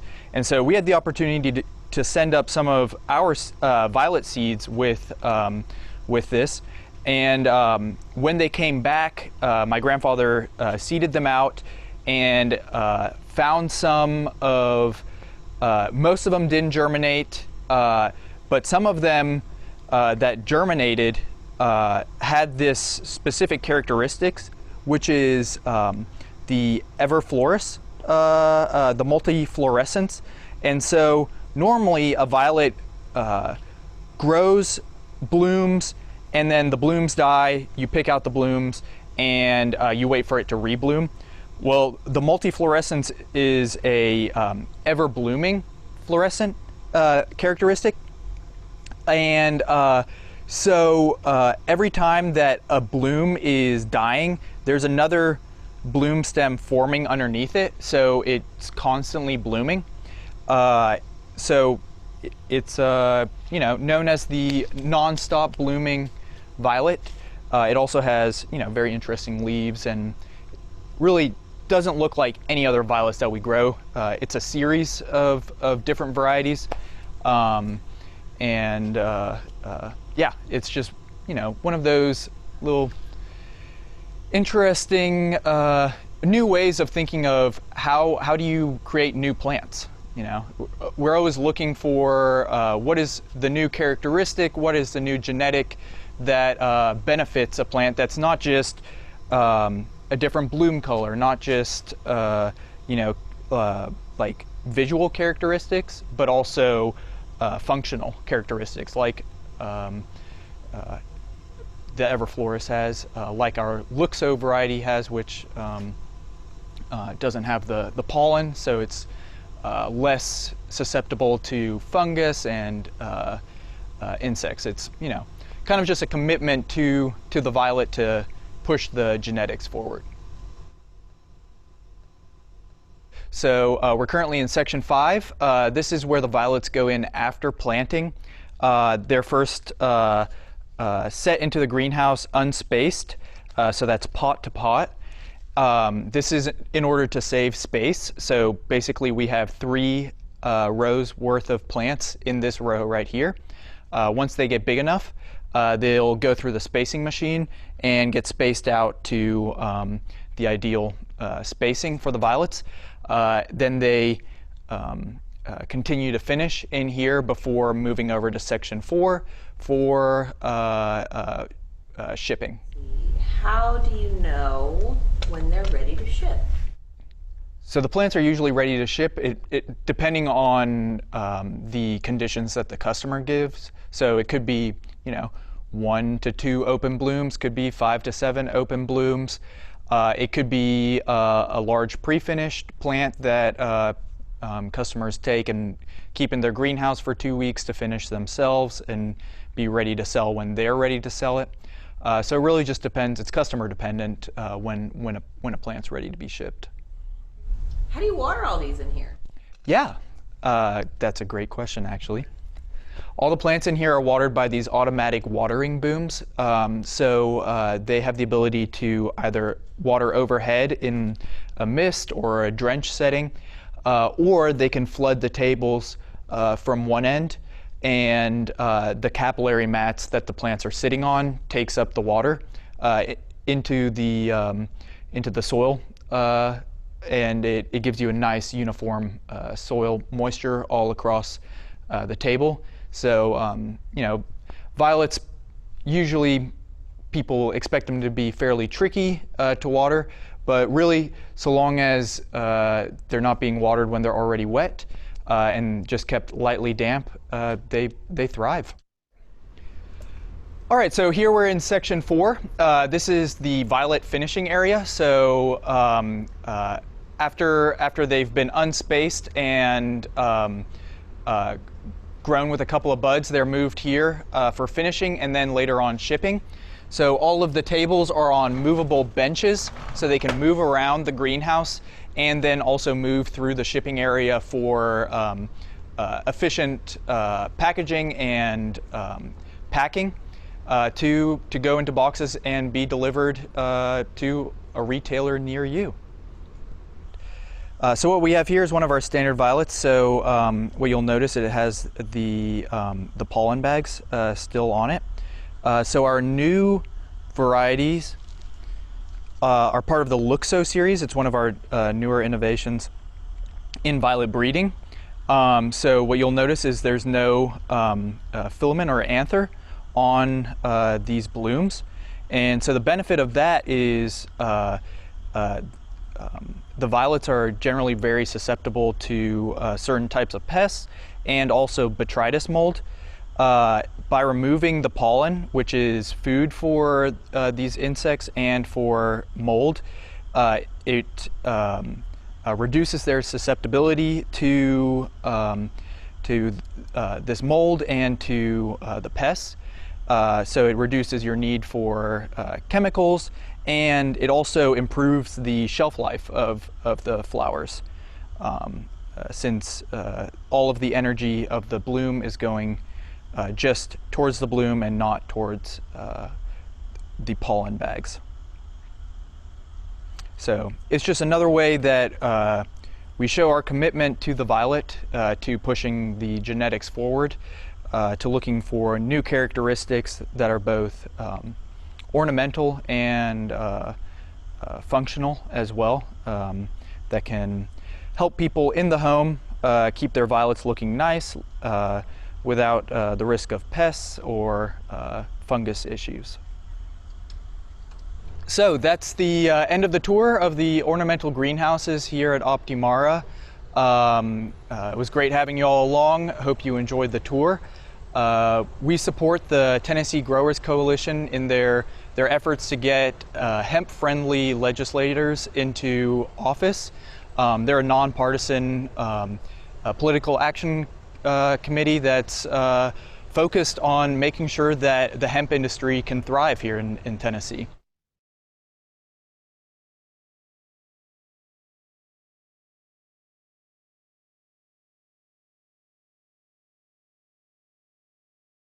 So how far are we from, being able to assess the customization aspect, where a person can have their genome tested and say, this particular set, a combination of cannabinoids is best for this person to achieve homeostasis? How many years do you think that is away? Because it seems like that what you're talking about, that's where it's leading, and maybe even not only is this going to be beneficial from the pharmaceutical standpoint, but from the nutraceutical standpoint as well. I'd say 3 to 5. People think it's longer than that, but it's moving very quickly. We've been in conversation with 2 different genetics testing companies, and we feel that our technology will allow people to access their own personalized medicine routine. And you hit the nail on the head. I mean, that's our philosophy, is as we learn more about cannabinoids, it's not going to be just a one-shot deal where whatever, this is the oil, whatever's in it is what you get, and hope for the best. Throw it on the wall, see what sticks. Well, we're going to move past the that. added proposition of this is unlimited, because just 2 years ago, people were paying 10 cents a milligram for oil. That's right. And now, we're seeing it at cost at a fraction of a penny per milligram. So it seems like to me that, the market is certainly going to allow particularly customized products to go back into that 5 to 10 cent per milligram price point that people have already proven willing to spend. Yep, very well said. And I think the biggest barrier right now, at least the barrier that I've communicated to with different genetics testing and genome testing companies, are the data.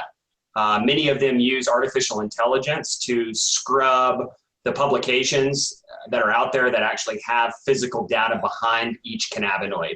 And right now it's all focused on CBD and THC. And there's a ton of data. So those that are in the industry, we all know that the medicinal value is there. The data proves it. It's all over the world. But as we get into cannabinoids like CBC and CBN and THCV and the acidic cannabinoids, which are extremely powerful, CBDA, CBGA, we are just scratching the surface on data. So and that's great. And holding that data is a nice thing to have, but then it comes into always on the back end, what I have always been faced with, and I'm sure probably everybody on this interview has been faced with, is what the consumers are saying and what they know and what resonates with them. For our listeners out there, can you explain what some of your clients are using the flowable powders for, and what is some of the initial feedback that you're receiving? Yeah, that's a great question. The flowable powders really allow us to do a couple of different things that oils can't do. The particle size on our flowable powders are so small that we can pack massive milligrams into a very, very small delivery system.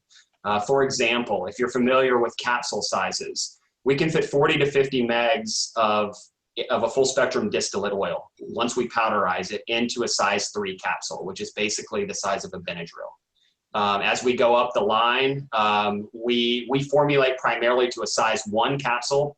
It's not much bigger than a Tylenol.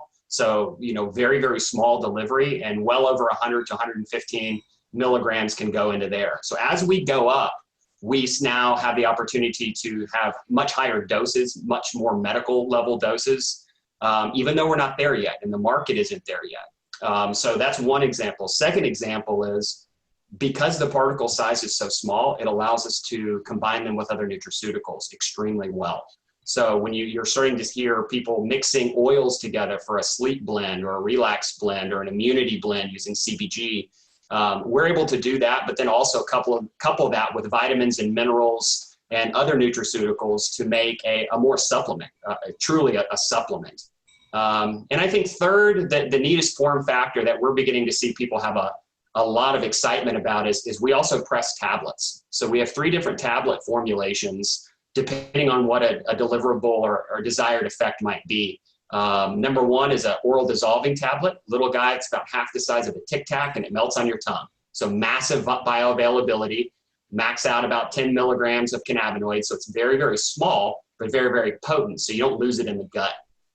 Second is a chewable tablet. That would be more like a vitamin, a chewable vitamin form factor. A lot of people are starting to shift away from gummies because they're candy and integrate our chewable tablets because they are fully medical grade ingredients. And then the third is our instant release caplet. So it's a tablet that's designed to interact with the acids in the gut and become available to the body very quickly without moving through the first pass. And these form factors, all of which can be customized perfectly to say 30 megs of this and 10 megs of that, adding terpenes back in. So there's a lot of flexibility here that people are now getting creative.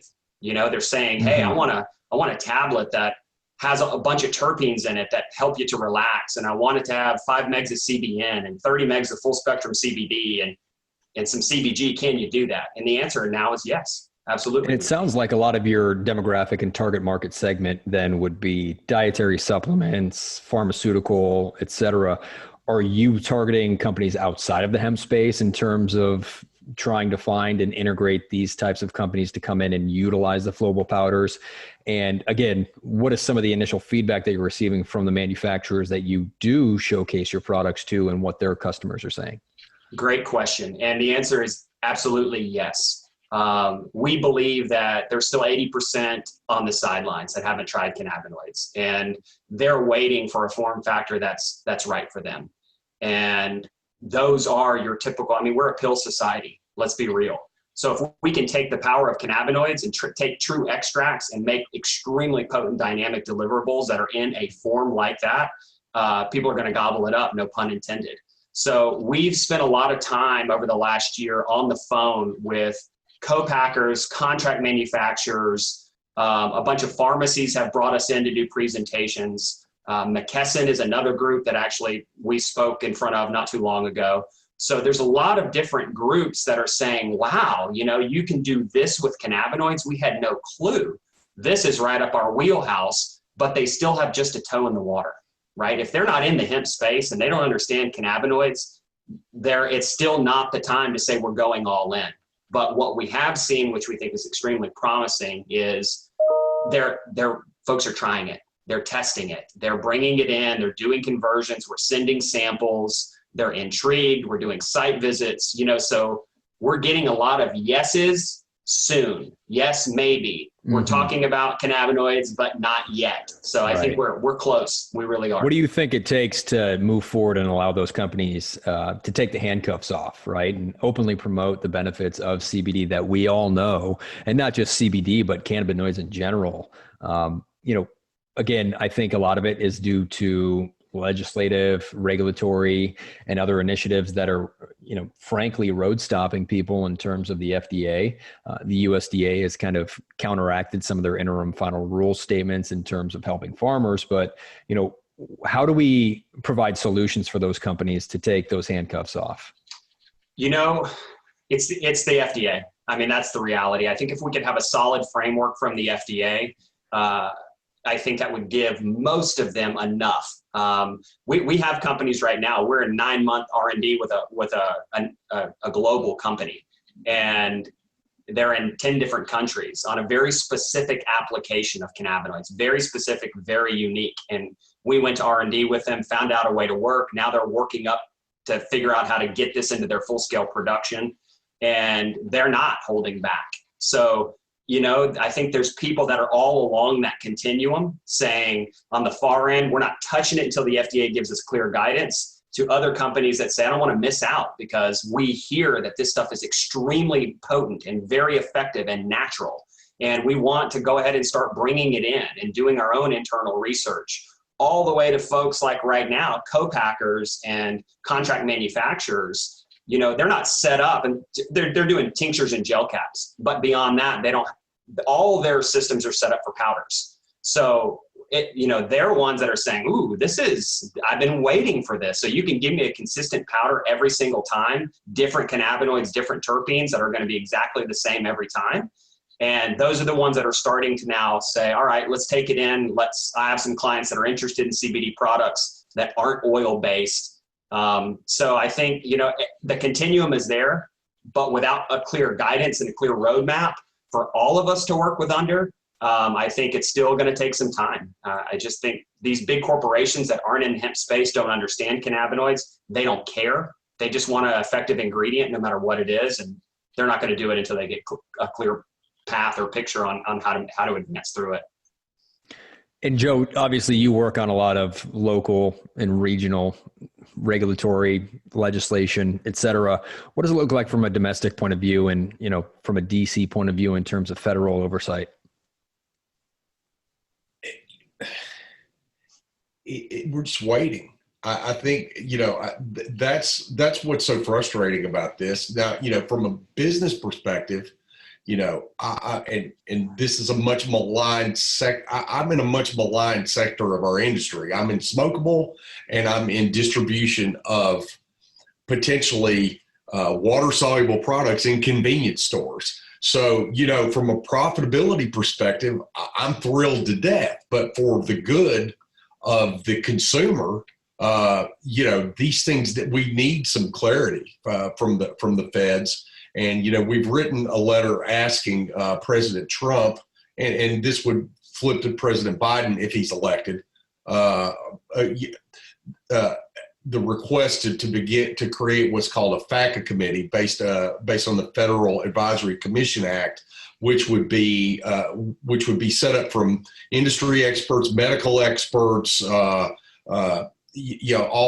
members of the agricultural and scientific community to actually advise the USDA, the FDA, the FTC, and all these, be a friend of the courts and things like that simultaneously, because with the interference from law enforcement, with the interference from the pharmaceutical industry, quite frankly, I mean, as much as, I want to be a friend of the marijuana industry, they're in many cases trying to shove the hemp industry out of the picture, like in New York, in Kentucky, potentially.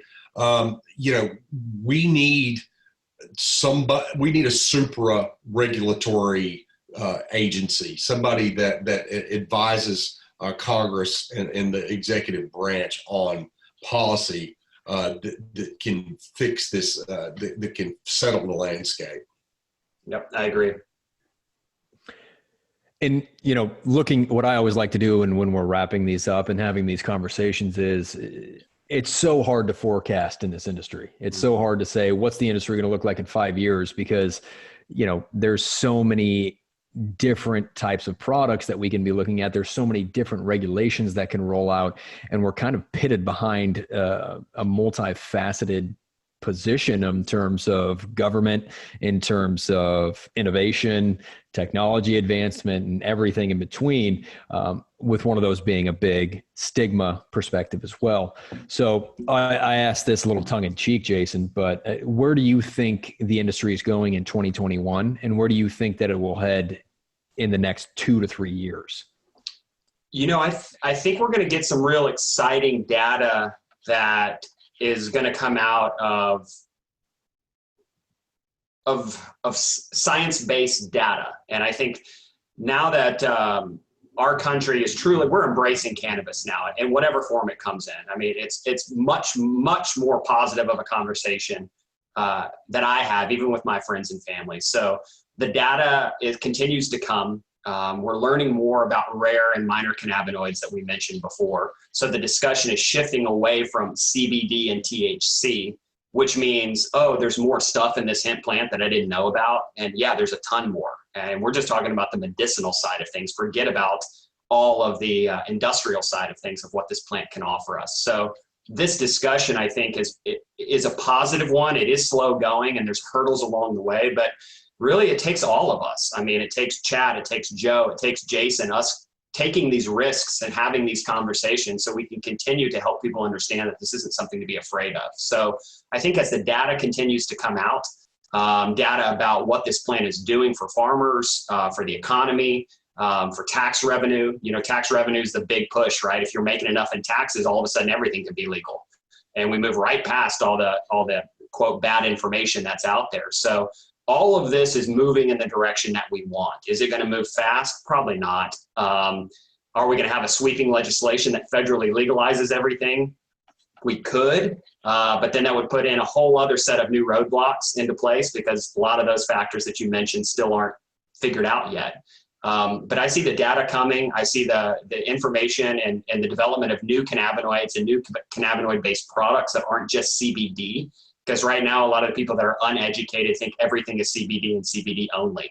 And our experience in the last 6 to 8 months is, man, these minor cannabinoids or rares really have a ton to offer. So I think as we move forward into 2021, it's going to be less of the same old story and more of the untapped potential of what this plant still has to offer that we yet to understand. And there aren't a whole lot of regulations around any of the other cannabinoids. So everybody's pounding the regulations on CBD and THC, but again, we see that that's almost a foolish push too. So we're learning as we go. And I think that we continue to tell the story, speak the truth, advocate in any way we can, do our part, support groups like the Tennessee Growers Coalition that are actually, they're where the rubber meets the road, right?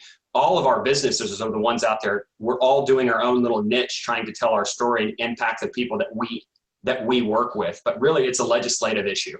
And I think that's the most important thing I think we need to touch on is vote for pro-cannabis people, understand what this plant can do, support locally, whether that's Tennessee or in any other state, and have faith that what you're working behind is something that's very powerful and very good for humanity. And I know that in my heart, both of you know that in your heart, or we wouldn't be doing what we're doing. You bet. Absolutely. Well said. Well, thank you so much for joining us here today. It's been an absolute pleasure. Obviously there's a lot of new issues that are coming to the docket, but for those of you that are looking into manufacturing, those of you that are on the front end with farming, cultivation, and processing, reach out to Jason. They know what they're doing over there, and we're really excited to see the success and movement forward for you guys. Thank you. I appreciate that. Thanks, Jason. Thanks, Chad. You, Joe. Absolutely. Appreciate y'all. You bet. Thank you.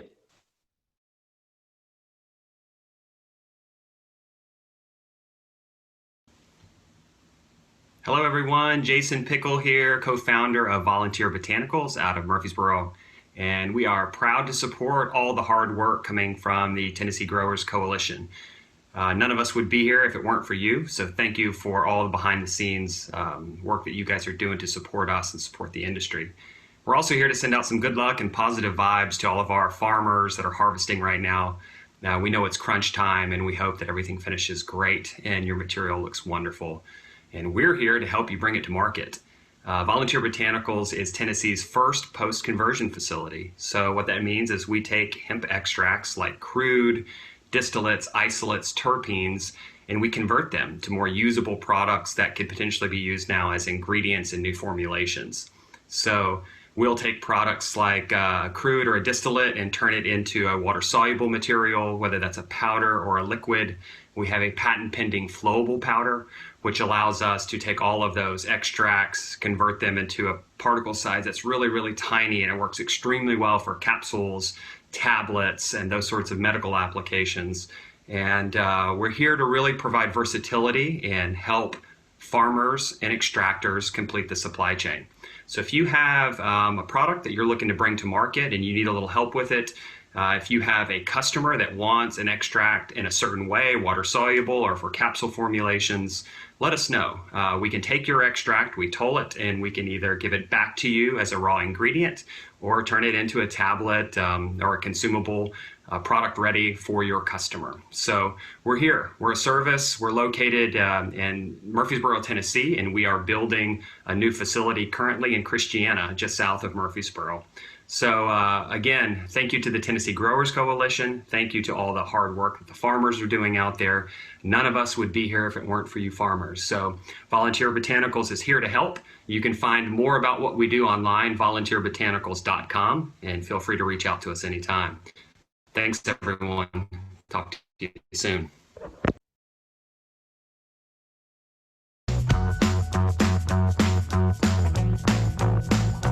At Urban Horticulture Supply, we sell growers supplies. We sell indoor and outdoor gardening, and as well as organic and hydroponics. Allison's been great helping me pick out different things that I need. I've interacted and worked with all the staff here, and they are extremely knowledgeable and very helpful.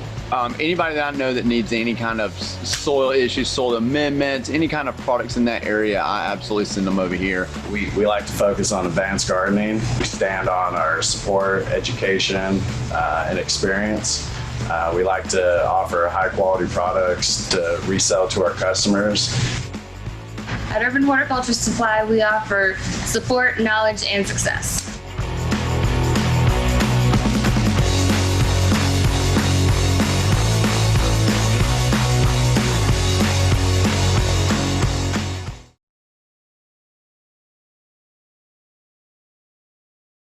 I have Chase Hubbard here with us. He is our senior analyst for hemp. And Chase, we're going over here and looking at our daily price reporting for hemp. Could you take us through what we have in here from a price reporting perspective, how frequently we update it, so our audience can know a little bit more about what you're doing here? Sure, absolutely. So for our price reporting in hemp, pricing is updated on a daily basis. That's not to say that necessarily prices always change on a daily basis, but when prices do change, we're able to respond very quickly. We also publish commentary along with the pricing. That commentary, there's 4 fresh bulletins every week, and Monday is a recap. And so you can see the list of products that we report on here, including hemp biomass and the 3 regions that we report, certified organic biomass throughout the United States, and the distillates, isolate, hemp flour, certified organic hemp flour, all of those as aggregate U.S. markets, and then hemp seed grain from the northern plains, as well as organic and hemp fiber from the southeast U.S. The geography associated with the products does not mean that all the production is in that area, but it does mean that the market activity in that area is the most significant production, and therefore drives pricing. So other areas may also produce, but the pricing is often derived from one particular region. So that's a quick overview there. And if I'm a subscriber to the daily price reporting, I get an email that includes the entire price guide and all the commentary on a daily basis. Approximately what time of the day does that go out? Yeah, so that goes out about 4:45 Eastern time. 5 at the latest. So the bulletin generally arrives at 4:45 or 5 o'clock on weekdays. Okay. And in terms of how far back does our data go at this point? Hemp was legalized in December of 2018. We began reporting in the first year of nationwide production in July of 2019. We began collecting data on hemp biomass and several of the derivatives. We've had some changes since then. We added NDT broad spectrum distillate with unmeasurable THC. And if I'm subscribing to the hemp bulletin, I also get the hemp forecasting. We're updating the hemp forecasting once a month. Can you kind of take us through what's in the hemp forecasting and what would I find if I'm a daily bulletin subscriber under the hemp forecasting area? Absolutely. The forecasting area is here. And you can see that the product we currently report on, we're forecasting out 1 year. With the reporting here, you can do a number of things. You can change the window that you want to see here in this chart. And you can also, the key, as you see, this is actual pricing that we've reported, and then this is the forecasted pricing. Additionally, you can also export to Excel easily to run with your own system. And the other thing that will be posted in this area in the very near term are the balance sheets, which have the underlying assumptions for our forecasting. These balance sheets are extremely detailed, comprehensive look at all of the product on hand, all the product trade flows, exports, imports, really creates a comprehensive picture of the market that we're looking at. So those will be here, and I think that those will be extremely valuable to the industry. This, and along with commentary, is published on a monthly basis now. The commentary is oriented towards much further time horizon than the daily bulletin. The daily bulletin is near-term markets, other policy issues near-term, and certainly there's crossover, but the forecasting commentary focuses on broader issues, longer-term issues that affect hemp markets. And in general, it looks like our forecasting is going out a year. That's exactly right. We're going out 12 months now. Hemp flower, for instance, you can see here, which has really picked up a reliable seasonal trend, gaining in value in first and second quarter during the farming season as inventories dwindle, and then losing value as the harvest starts to come in. And so we're forecasting and anticipate that same sort of seasonal trend as we go out into the next year. Now, the one caveat is in hemp that policy developments in hemp can have a significant impact on markets. We don't know what the FDA is going to do. We have DEA regulations that could also have an impact on wholesale hemp markets. So these are unforeseens that we don't know what the outcome is. All right, Chase. Well, thank you for giving us that overview.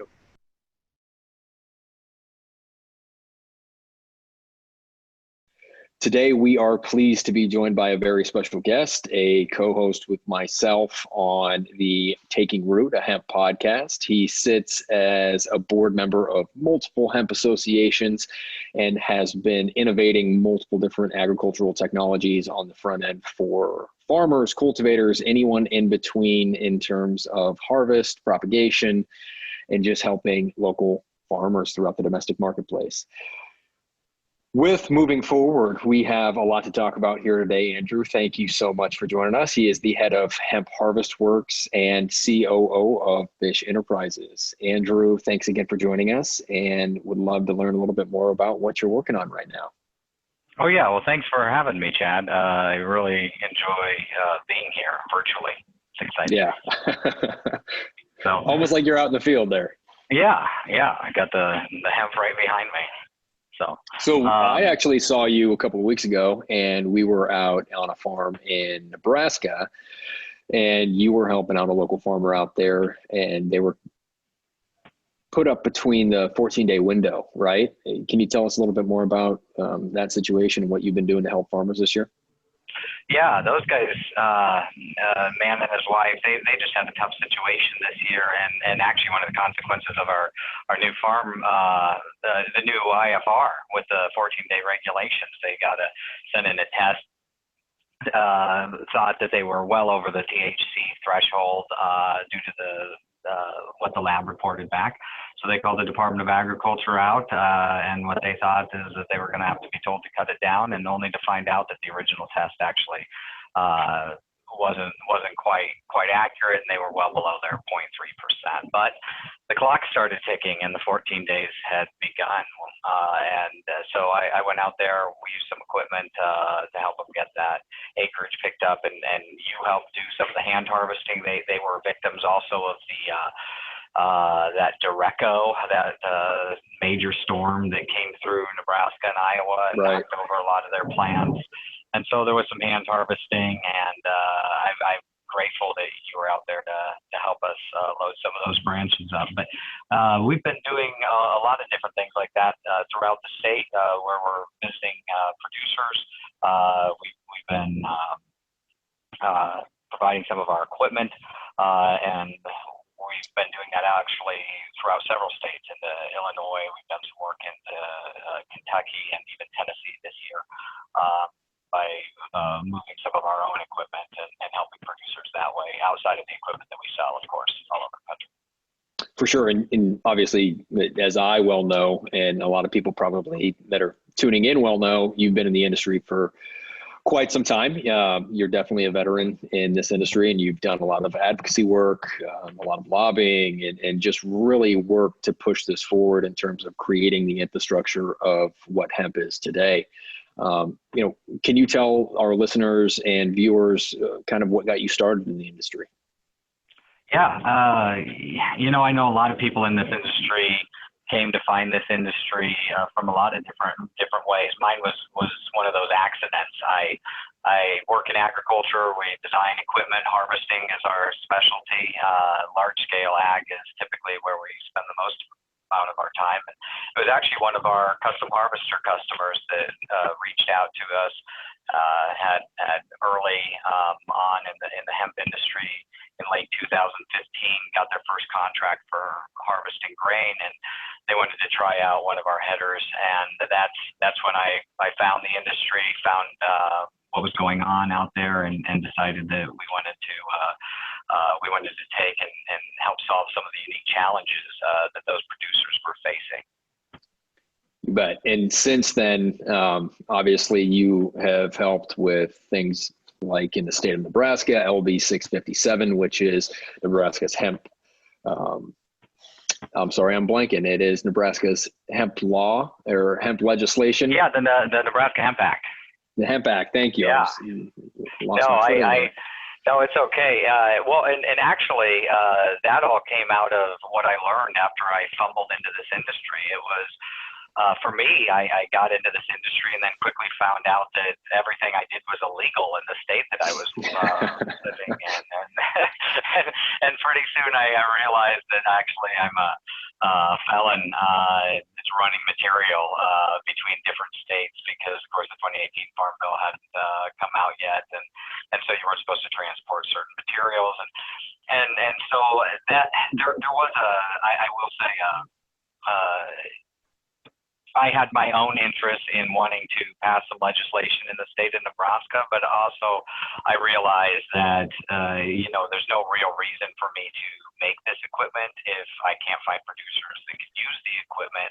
And that's really the motivation for what we did in the state of Nebraska was we wanted to bring a bill that would allow producers to grow hemp. And that's what we did in 20 that passed in the year 2019.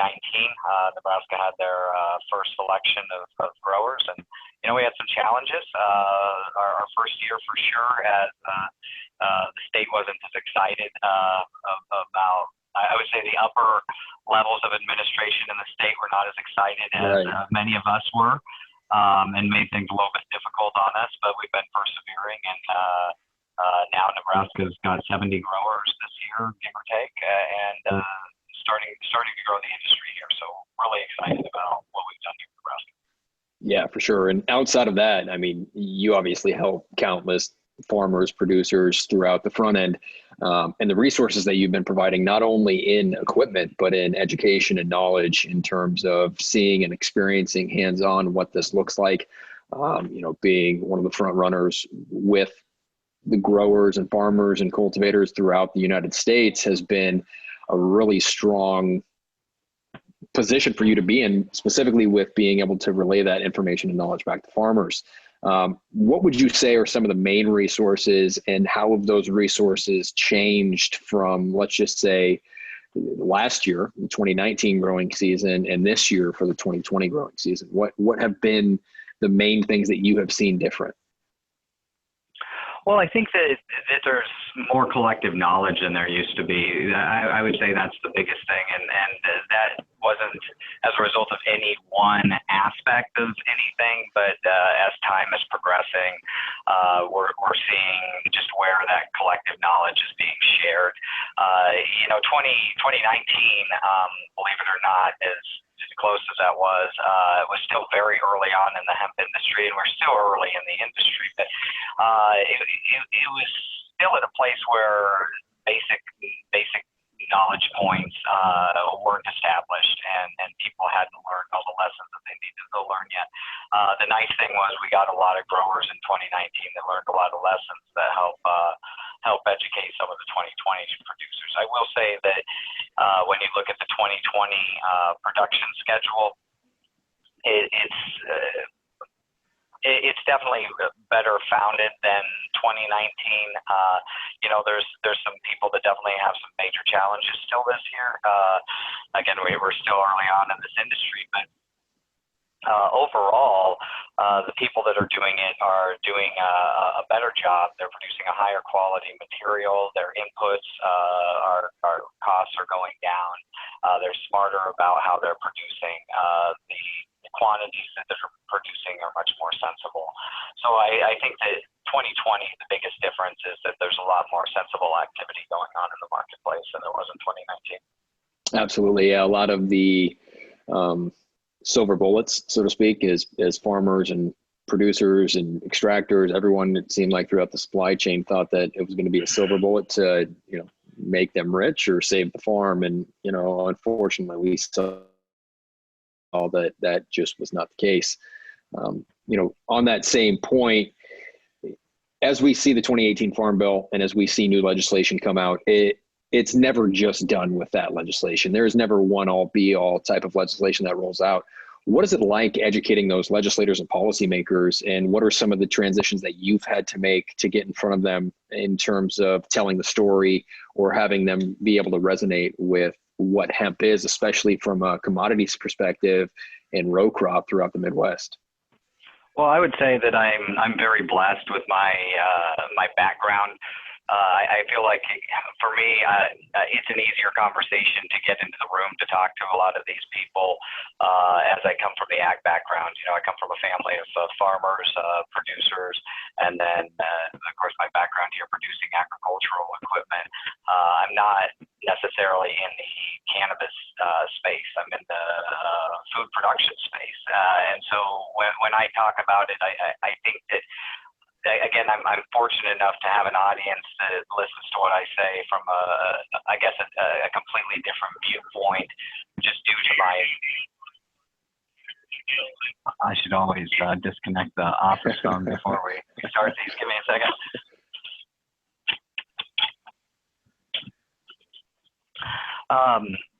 So I've had a leg up there, but at the same time, I'm a very persistent person, and I think that the biggest thing that's gotten me in the door, that's allowed me the audience that I have in terms of being able to talk to people, is just going back at it and reminding people that you want to talk about this subject and continuing to go out and do the right things so that you can have those dialogues. I try to position myself if there's going to be events with senators, try to go to those types of outings. But that's part of the reason I go out and do some of the education and the traveling that I do, is because I want to make sure that everybody knows all about this plant. And the more that I can gain knowledge and come back and share that with local legislators and local producers, just the factual information, and avoid some of my personal opinions, I think that those types of things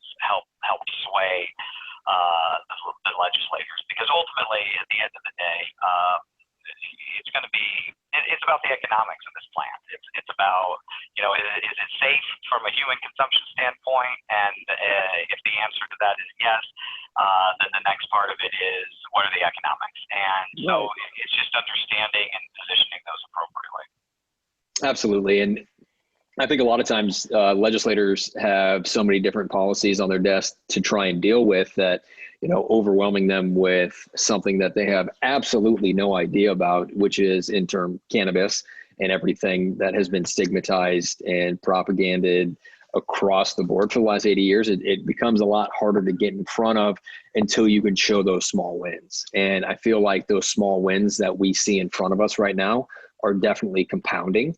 What would you say are some of the initiatives right now that we could compound on that may resonate with those policymakers or legislators, maybe not just in Nebraska, but as the Tennessee Growers Coalition works in Tennessee, they are faced with a lot of the same issues that we see across the board in multiple states? Well, I think, right now it's really important that we understand and are looking at the regulations that we have in the states and nationally, that they're protecting the people that are in this industry. And that's what I would encourage people to focus on, are those issues that we have out there regarding the amount of days in which farmers have to harvest, as well as what's going on right now in the industry with the DEA and making it difficult for processors to process. And ultimately, those are the things that I guess I would encourage people to be talking to their local legislators about, is how we're protecting those that are working in the industry, whether you're a producer, a processor, whoever you are. How are we setting up regulations that allow you to operate effectively? Because the current regulation structure that we have makes it just very difficult on the people that are working inside of the industry. And the thing is, all these people that are working in the industry, they're good people. They're good people trying to support their families. This is not anything other than another commodity, and we need to make it easier for them to produce, and we need it to make it easier for the processors to process, and we need it easier for the sellers to sell. Absolutely. And no infrastructure will be complete until there are, that ease of use that is instilled into it throughout that supply chain. When we look towards the front lines and the boots on the ground and the cultivators that are producing right now in terms of hemp production across industrial hemp as an entirety, what are some of the things that you are seeing from the front lines, and what are some of the questions that you're getting from producers of traditional crops that may be looking to get into hemp?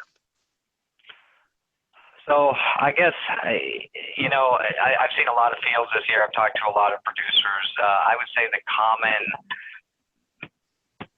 the common dialogue between everyone right now, if there's a concern out there or if there's just a common conversation, it's going to be about price point, where we're at in the market in terms of price point today. We're at a unique place, almost very similar to a lot of commodities, where our cost of production is higher than we're going to make when we go to market. And so the conversation is really about sustainability and how do we continue to move forward and support growing this plant, knowing that we're not cash flow positive doing it. And furthermore, how do we become cash flow positive doing it? Because that's really the long play here, is making sure that we have sustainable growth and people have the ability to make money off of this crop. So I would say that that's the most common theme I'm hearing out there amongst producers, is just general concern about the low price. And just to speak to the price, and we're going to date this conversation a little bit with some numbers, but we're seeing price points as low as maybe $1.70 or lower in the marketplace for biomass that's been sitting around since last year. So not necessarily fresh biomass, but biomass that's available. And when I say biomass, I mean green material, typically milled. And you look at what we're seeing from a new trading perspective at this stage in the game. We're at $2.50. So if you're making a contract to go to if you're a farmer making a contract, you can fairly certainly bank on $2.50 is what you're going to contract pre-season. And if you're going out of this year's season with your materials, you're seeing about $2 a pound for 8% plus material is kind of what I'm looking at. So we're looking at 25 cents a point. And those prices are difficult. So I guess what I'd like to see is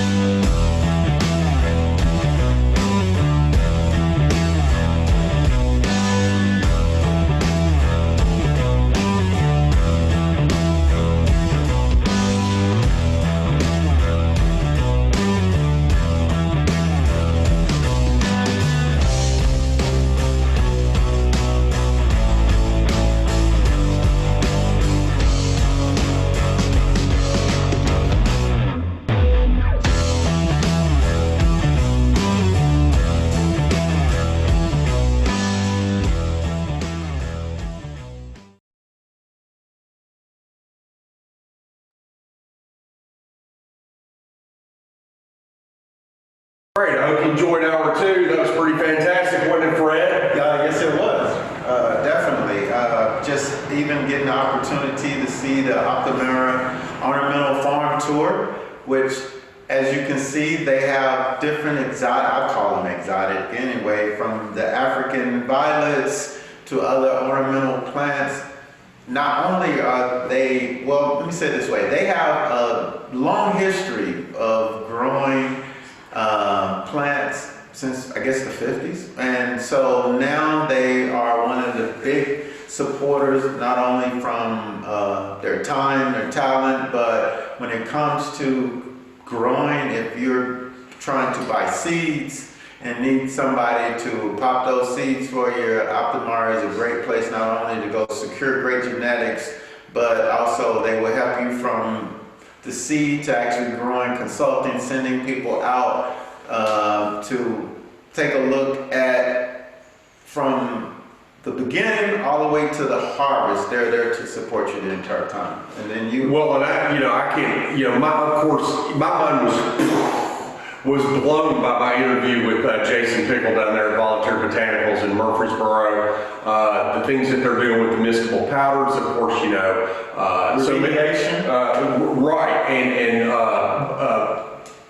nano-encapsulation, that's the word I was trying to think of. Yeah. Water solubility is so important in making these cannabinoids bioavailable. Well, and then you think eventually getting back to the FDA, we're going to get some guidance, and one of the things that we're hoping for as an industry is to start having the Pepsis, the Coca-Colas of the world. Right. Well, this type of technology is what you're going to need to be able to provide them the inputs. Exactly, Fred, and let's not forget about Rob Mock down there in Chattanooga at Urban Horticultural Supply.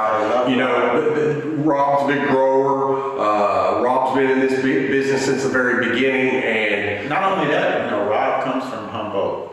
Oh, he's yeah. Humboldt County, California. I thought you were talking about Humboldt, Gibson County, Tennessee. When I first met Rob, my farm at the time was in Humboldt, Tennessee, and he heard Humboldt, and that's literally that conversation started like that. You have me confused. My father-in-law is a member of the Humboldt Country Club.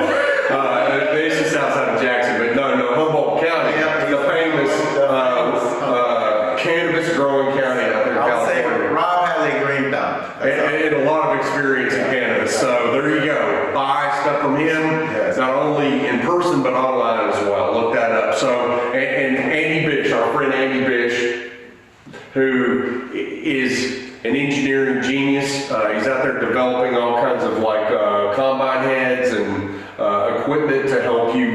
He's got drones. The thing about when I think of Andy and Jacob, his brother, is the fact that years from now you'll look at history books of the equipment that built this industry. These are the guys that are on the forefront doing it. Right, and Andy's also been involved at the advocacy level. He's the president of the Nebraska Hemp Industries Association. He's on the board of the Colorado chapter. Yes. Well, former chapter. I don't know whether it's, anyway, you know how that is, or post HIA, but anyway, those state organizations still exist. Yes. So anyway, hour 3, let's see what we got. Hour 3, we've got the Hemp Alliance of Tennessee. I was going to say, when you said we still have state organizations, we do still have the Hemp Alliance of Tennessee, formerly Tennessee Hemp Industry Association. Yourhat.org. So we're going to, in this interview, you'll get to learn a little bit more about that. The Flower Key. Yes, and then Allenbrook Farms. Okay, well, we really thank everybody. And remember, we need to raise $60,000. We're only at 1/6 of that goal as of this recording. We've got 10,000 out of 60. We need to be able to not just cover our operating expenses, but we need to be able to make contributions to not only to legislators directly, but to leadership PACs, to the Lieutenant Governor's PAC, to the Speaker of the House's PAC, and these these contributions are going to go further than they ever have, because contributions are down generally across the board. So these politicians are uncharacteristically struggling for money to run their campaigns. And if they support the hemp industry, we need to get them reelected. They support the hemp industry, we want to support them. And Republican or Democrat, doesn't matter, we want to support them. So, all right. Well, we got to get the Patreon. Patreon, that's patreon.com/TN Hemp PAC, PAC. Okay, remember that if you can't give in a large lump sum, which if you want to do that, go to paypal.me/TN Hemp PAC and give on PayPal. If you just want to write us a check for $1,000 or $5,000, do that. But if you need to do it in $10 a month or $25 a month installments, go to Patreon. Yeah. And become this is like public television. What we do is a public service. Definitely. Right? Yes, sir. Okay. Thank you, Fred. Y'all enjoy. Hey, everybody. This is Joe. I'm here with Frederick Coffin, the president of the Hemp Alliance of Tennessee. HAT, formerly known as the Tennessee Hemp Industries Association, and many of you know that I was the president of the TNHI before Fred, and then went to be on the HIA national board, was elected to do that. And with COVID and bureaucratic waste at the national level, HIA sort of broke into pieces. And here we are. So now Fred is presiding over the reorganization of our state's trade association.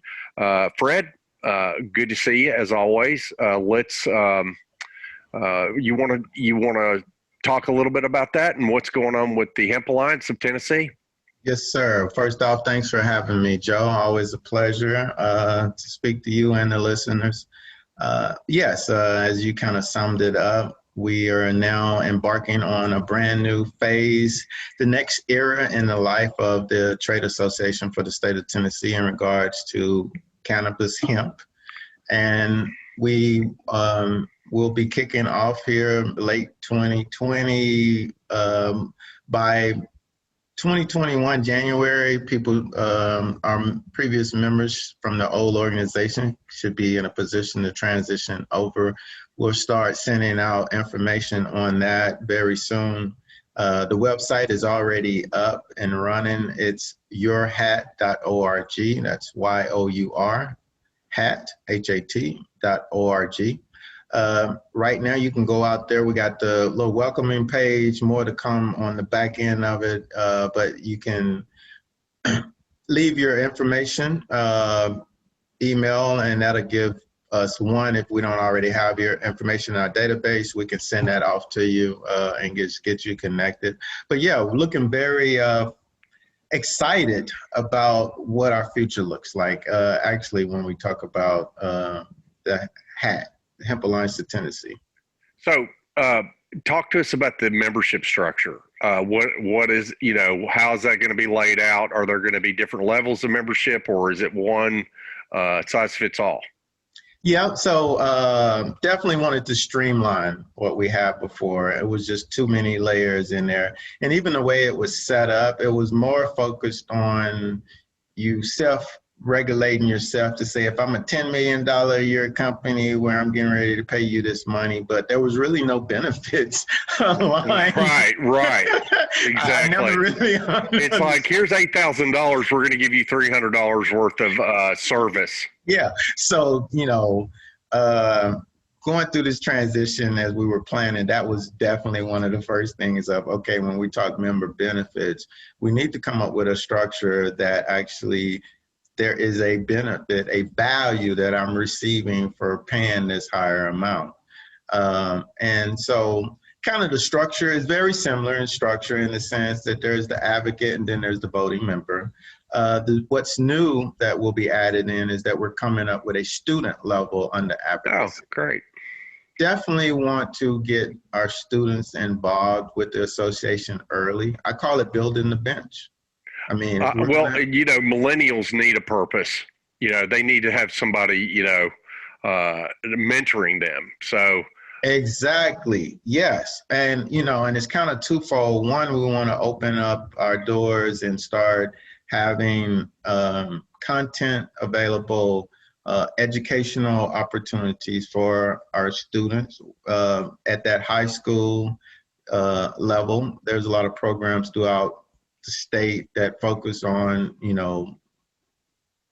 farming related activities and even other type of programs within schools, the business, ag, et cetera. Go ahead. Well, it seems like as we destigmatize, continue to destigmatize the industry over the years, that the schools, the local the ag departments in the high schools and FFA and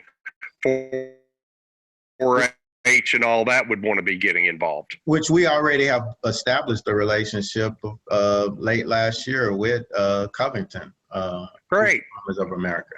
And so that was kind of like that first dip into the toe into the water, but then it was like, okay, we should really blow this out and create that feeder, like one, it's giving students the opportunity to know that this even exists, that there is an opportunity for you to come in and contribute to this industry, not just from a farming side, but there's product development, there's the retail aspect, it's the whole supply chain. We got to get product to market.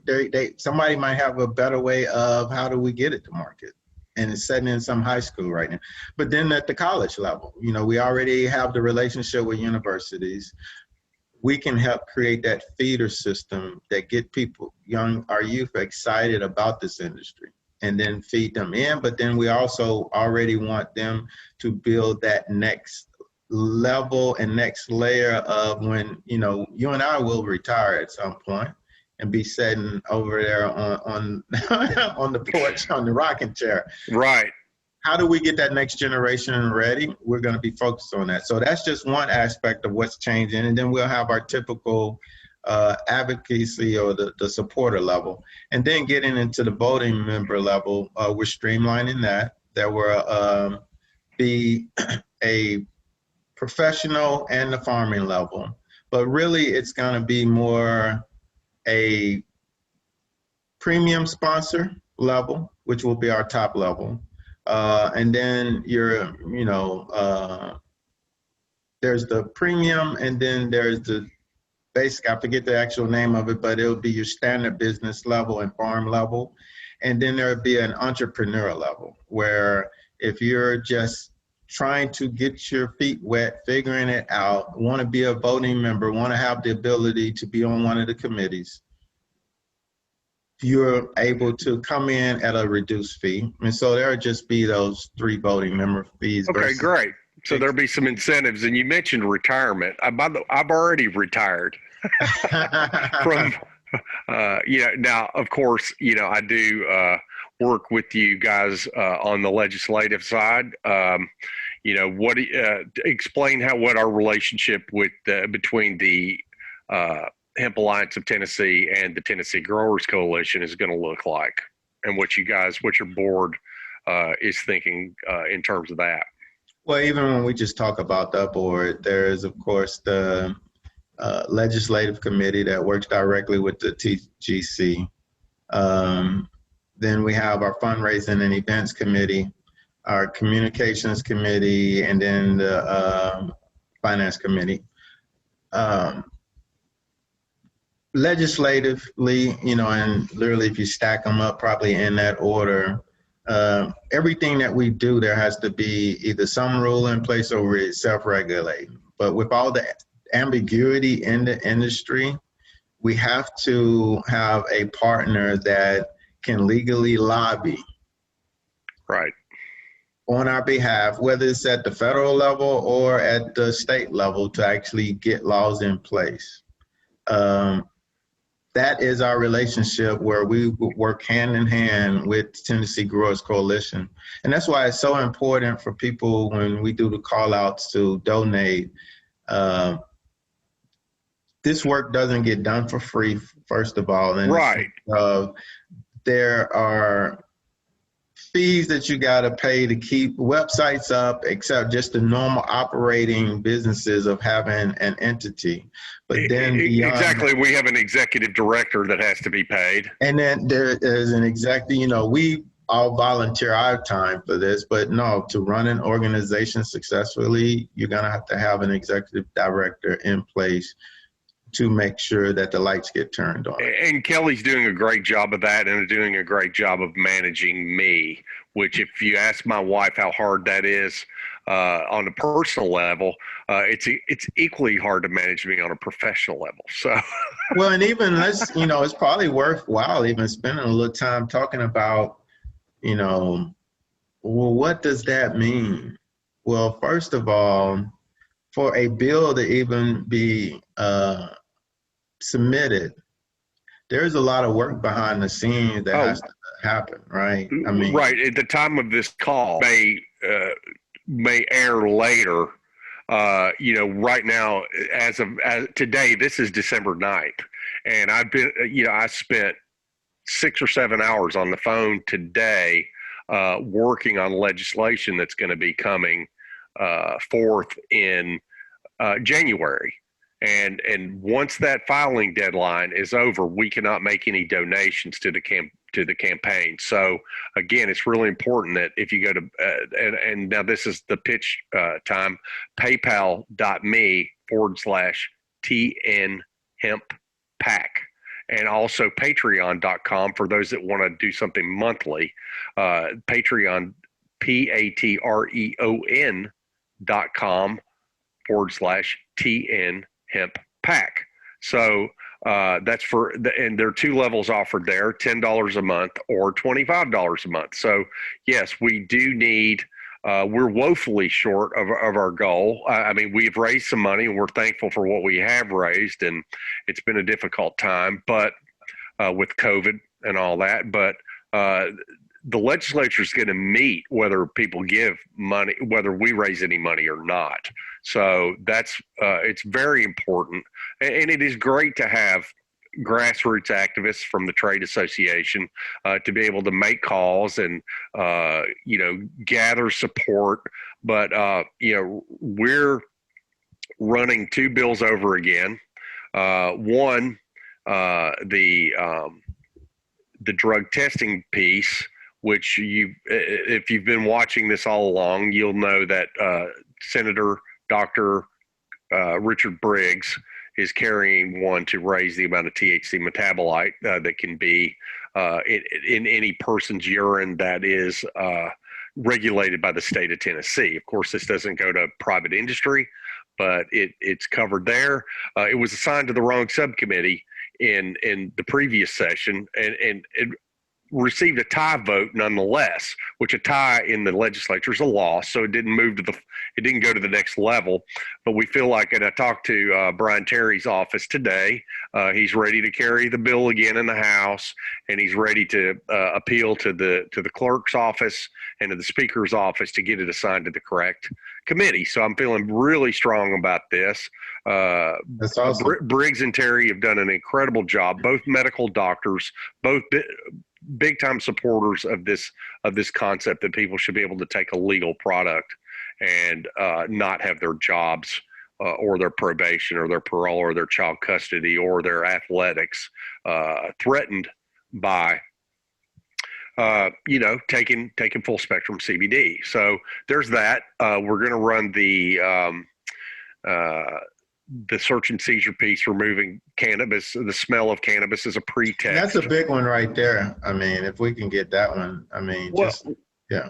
Well, Fred, I mean, I as a minority it seems like you'd be especially concerned about being profiled, right? I mean, this is an important. This goes beyond just cannabis use. This is a broader civil rights effort that we're attempting to work on here. Talk about that a little bit. I mean, I totally agree with you. Having been on the farming side and having a farm that is not near my home, having to travel about an hour and a half, 2 hours to get to the farm. And as soon as I'm leaving that farm, and it'll dawn on me when I get in the car and I'm on I-40 and I'm trying to get back to Nashville, and I'm saying, I hope. And you're driving 85 miles an hour. And I'm driving 85. I'm hoping that I don't get pulled over, because literally I'm getting ready to have to do a lot of explaining, not only with the smell, but literally when you're in a hemp operation, whether you're at the warehouse or the field, you have hemp all in your boots. Like, it's on the bottom, it's in my car now. Like, every time I'm spending a lot of time out there, I have to go get it cleaned out, because literally, even if, say it's the next day, I'm just dressed like I am right now, and I'm driving through East Nashville, and if I hear whoop, as soon as that window comes down, the scent is coming out. I mean, and I'm gonna have the same smile on my face, like anybody that drives around with the stuff in their car has a legitimate cause for concern, because hemp. Oh no, I'll give you last night, was it? I want to say a meeting with Bill Corbin, and we're passing off some material, and it was dark, so in the car, and it wasn't light enough, so we got outside so we could use the light coming from the store, the gas station we met at, and he has this bag open, I'm looking in it, and we both just laughed, because man, it's like it messed up right now. So we have come a long way where two people could feel comfortable passing a bag of cannabis, multi-pounds of it, to each other in a gas station parking lot without hiding it. But it was so funny though, just the fact that we were feeling comfortable doing it, but then we thought about what. Right. So that is fear and stress that people do not need to be going through anymore. It needs to be gone, and we're going to see. Hopefully we're going to usher it out. Now, the MORE Act is something that's out there that everybody's talking about, which would federally decriminalize and expunge a lot of cannabis-only victimless crimes, I think is one way you put it. But that doesn't mean that it's going to be decriminalized at the state level immediately. So, that is something that we're trying to do with this. And, I think if it comes to a vote and passes, I think we'll certainly have a whole lot better chance of doing it, because then all of a sudden, if they don't do it, they're subject to equal protection lawsuits and stuff like that. But, well, I want to double click on that one, actually, Joe, when we talk about the MORE Act. It's two call outs there. One is to go straight to the point of why is it a benefit to our hemp and cannabis community in the state of Tennessee that we're now the Hemp Alliance of Tennessee, keying in on word on alliance. Under our old organization, we were prohibited from even having an opinion on cannabis. We really had to be dialed in on hemp. And so I always thought that was an impediment to us as an organization, because one, inevitably, all states in the United States will be legal, fully legal in our lifetimes. You know, 10 years ago, 20 years ago, I would have never thought this, but no, writing is on the wall. Right. That, you know, that Congress has even passed that bill. That bill has been talked about for decades. I mean, I'm going back to when I was in college. Some version of that bill was talked about. And then, well, they've been talking about it ever since the Controlled Substances Act passed. Yeah. You know, back in like 1970. So, I mean, you know, it's like, this is crazy. Why are you doing this? And then, you know, here we are 50 years later. And so finally seeing some action on it. I would have never thought we would have been here. So now, again, writing is on the wall. Just even from this election, we see what's going on in Virginia, Mississippi. You know, if I go back to the lottery did the same thing in the rollout, where states around us boxed us in. Right. I have a feeling that there's an opportunity. Well, one, we don't want to be in that same position. So getting back to where I was going, one, with the ability for us to be the Hemp Alliance of Tennessee, with the bylaws that we have in place, we're now able to champion for the cause that is right for us. And when I say right for us, Tennessee is positioned to be the top cannabis provider in the country. Where you're talking about hemp, medical, or rec. We already have the infrastructure in place. We're doing that today. We have the farmers. I have people come in from the outside all the time and they tell me they've seen some of the best outdoor grown flower in this state. And they are cannabis people saying this.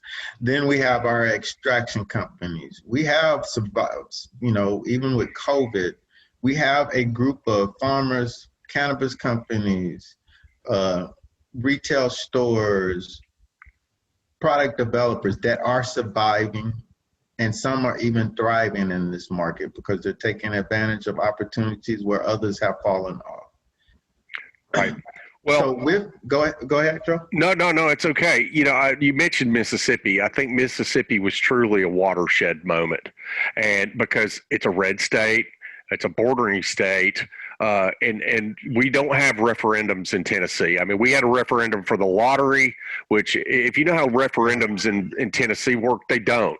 It's a non-binding. Even if you vote, the legislature is not bound by it. So, and if you do offer it up, you have to run it 2 consecutive legislative sessions in a row. So if we were looking at a lottery, I mean, at a referendum to get cannabis in Tennessee, you'd be looking at a 4-year process. You'd have to run it this year, and then you'd have to run it again in 2023 in order to be able to have a program that would take effect either in the summer of 2023 is what we'd be. So we'd be 3.5 years out from this. And then you're going to have an election off in there where you lose some of your people who were on board to even help you get it through. Exactly. So that's not an option in Tennessee. But back to the referendum in Mississippi was framed exactly correctly. And what they did was they asked 2 questions. The first question is you Mississippians, do you support the legalization of cannabis? Yes or no? Simple question. They said yes. Over 70% said yes. And then they had 2 plans. They had 65, which was the government's plan, and they had 65A, which was the free market plan. They said, if yes, you support the legalization, do you support 65, the government's plan, or do you support 65A, the free market plan? Again, over 70% voted for the free market plan. So the question is when we come in here and we start discussing a medical and recreational cannabis program for Tennessee, do we want a California plan with a lot of bureaucracy, or do we want like an Oklahoma plan where it's easy barrier to entry and low licensure fees? Because the plan that I've been looking at, and it's all over Facebook about how everybody in our sort of these little chat groups in Facebook are all, I've not heard one person that supports the bill that says you got to pay $45,000 to get in if you're a rural farm. You got to pay $85,000 to get in if you're an urban farm. And those are vertical. Well, I'm a farmer and I'm a distributor, but would never want to own retail personally. Now there are people that work in retail. Well, by making it vertical like that, you're asking people that might be good at one segment of it to do two things that they're bad at. So it doesn't make any sense at all. If you wanted to grow in Oklahoma, it's $2,500. If you want to process in Oklahoma, it's $2,500. If you want to distribute in Oklahoma, it's $2,500.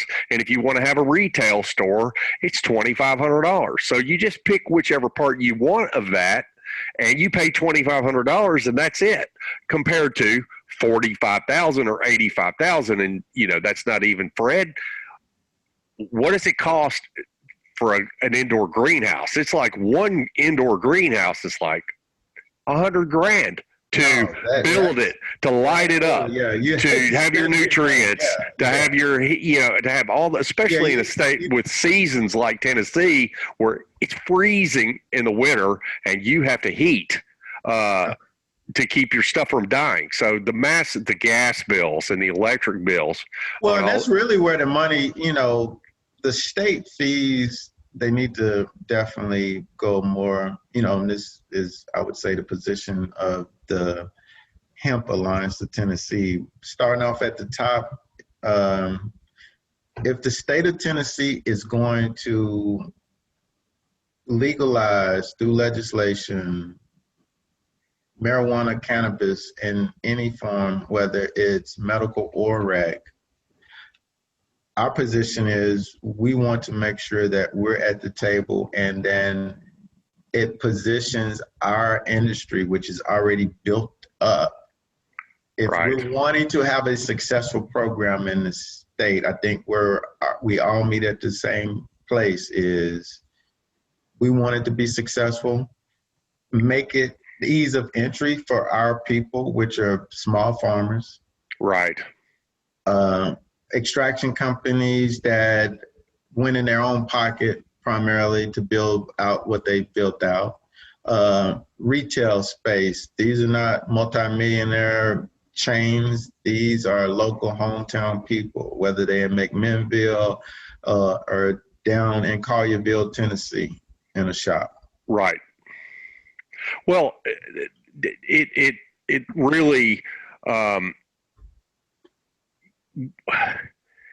the barrier to entry needs to be reasonable, and if we go with 24 licenses and huge fees, it just becomes a cartel. And even when we say that, like, literally, what are these fees for we're talking about here? Well, I don't know, because they're also talking about like 15% in excise taxes added on top of that. That's where I was going, Joe. That's where I was going with this. If, like, it's a money pit game of just fleecing people if you're going that route. Well, finish my thought here. Yeah. One, it should be what $2,500, whatever that fee. I understand that they got to put some controls into place of the number of people that are doing it, because we don't want a oversaturated market. Because one thing I think we can all agree on is we don't want to be in a position that we have an oversaturated and an oversupply in our marketplace and prices are just down like biomass. I mean, right. You could be in a situation, it would be crazy and kind of funny too, where it's cheaper to get marijuana than it is hemp. Well, they actually, it's funny you say that. They actually had that problem in Oregon for quite a while. I know. I remember. And you know, you can create that. So we're not wanting to go there, but allow the capital to go into building the greenhouse. Allow the capital, because you're going to, the state's going to put in rules to say that this dispensary has to have all of this security protocol, the systems and everything that's going to need to be in place that costs money. And position that small town business operator to be able to put their money into that. Is what I would call it. Right. Instead of license fee, exorbitant license fees. Right. Well, here's the thing: we've built the best hemp program in America, and actually on the planet. There's no country There's no other state that has a better program. And the way we built that, and yes, I know we had a supply issue, and we had in 2019 we had 3,500 people get into the hemp business without a business plan. And that was very unfortunate for them, and thousands of people did that across America. So it's not like we're unique in having too many hemp farmers, but so there needs to be some limit to the number of farmers. There needs to be some barrier to entry, but it needs to be low enough that a reasonable person with a good business plan and financial sense and some backing, middle class person should be able to get into this. Should be able to get into this industry without having to go borrow a bunch of money from out of state venture capitalists. And so let me do a call to action right as we talk about that, Joe. Because as we sit here and have this conversation, it answers the question to me, and I don't want anybody to have missed it, of why do you need to donate to the Tennessee Growers Coalition? Everything that Joe and I are having a conversation about is conversations that you all have, but none of us are individually sitting on our couch having that conversation is getting anything done about it. That's where the Tennessee Growers Coalition comes in, that it actually takes those ideas, funnels that up, and literally drafts the legislation, gets the sponsors on board with it. But then why do we need the donations? One, operations. You got to have an executive director that's doing all that work and helping coordinate and pulling in the volunteers to get the work done. But then two, we have partners up there that we have to work with to get it done, i.e. campaign contribution. Pro hemp, we want to keep in power. You know, absolutely. Let's be real about it. Those donations, I mean, you know, go directly into helping fund them to stay in power and for them to market and do all of their campaign, different events, those commercials come on. That's where that money goes. And so we're targeting and identifying people who we have great relationships with that have advocated for us and even got us this far. And those same relationships are going to be the same ones that get us across the finish line. Well, if we can't help prop them up and support them, and even when we do call to actions, whether it's and you're going to start hearing some call to actions, because one, if we don't, you know, we can only blame ourselves if the legislation gets approved and we're sitting out here saying, well, dang, they didn't let the hemp people, we already done built this environment, we got the infrastructure, why didn't we get in? The reason we didn't get in was we wasn't at the table. We wasn't actually pushing the agenda. And so, right, and it doesn't cost that much to get them to take you seriously. It doesn't cost that much to get them to take us seriously. But literally, I'm going to do a request to everyone. And I've already did my donation. I'm going to ask everyone in the sound of my voice to, and Joe, give the a site after I say this, $100. I'm asking everyone in the sound of my voice to give $100. Go out to the Make America Great site where they can buy by Make America Hemp Again. Go buy Make America Hemp Again swag. I've already bought my 4 hats. Buy some swag. That supports us for sure. But you can go to paypal.me/TN Hemp Pack and give directly. You can just give $100 or $1,000 or whatever. I'm asking everyone randomly right now. And if you can do more, but I'm asking everyone. And if you can't do $100 or you're a person that lives on a budget and they can do something monthly, you can go to Patreon, patreon.com/TN Hemp Pack. And that's TNHEMP PAC being Political Action Committee.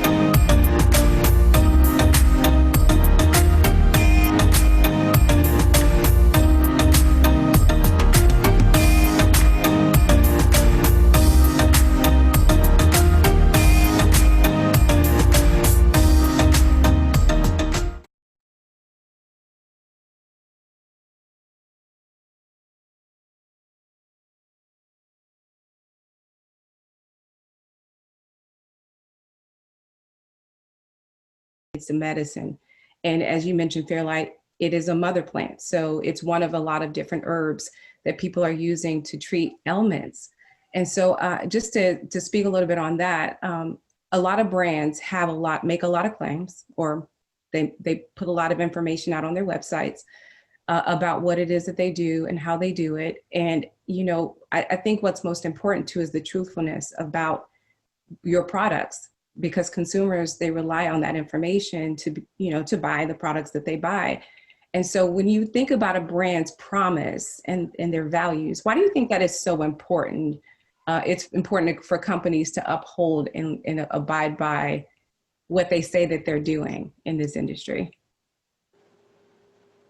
That's a great question. Yes. Let me take that one first. So one of the biggest things when people focus on just pumping a consistency and being brand worthy and trustworthy to people is just really grounding themselves in staying true to what you do. A lot of times I've seen over the years where even within 1 year to the next, a person or a company, they'll pivot immediately from the brand wholeness. Like a lot of times you can see that the formulations, of course, we're all young companies and you develop new formulations or easier formulations or roundabout ways to formulate things better and still maintain the budget, but also staying to consistency of it is going to be something that we have to push and have to stay on everyone as a consistent promise to everyone, is that we really do look at the sources, where they're coming from, how they're manufactured. And if you're really looking at shortcuts, are those shortcuts worth the integrity of what we're trying to push? Because it's medicine in a whole. And when you live up to knowing that you're literally extracting and someone's going to consume it, your promise or your promise to other people should really be what you would want to do for yourself, like self-care and self-awareness of everyone who consumes the product should be a brand kind of promise and initiative to stay consistent. And I would just add to that too, that just from a legal standpoint, we know that the FDA regulates health claims, right? And that's separate. And you can say that your product, well, you're not supposed to say all of the things that your product does. We're in an industry where we're kind of muffled in that sense. But the FTC is the one that regulates truth in advertising. So even though a lot of people think that that is a hurdle, I think it's one of the best things that we have for the industry, because the public as a large is so uneducated about the plant. There's so much confusing information out there, and to level the playing field and to tell everybody that there's a regulation that says you have to tell the truth and back up whatever claims you have with evidence makes sense, because then all boats will rise, right? And we'll get some more studies behind the science and things like that. One of the downsides of it, I think, is that a lot of people don't have the funding to prove their claims. So even if you are being true to your brand and speaking your truth, small little startups or minority-owned businesses oftentimes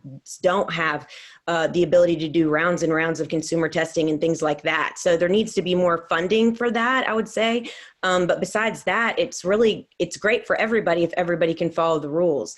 And a lot of times we also don't know about the testing of our products.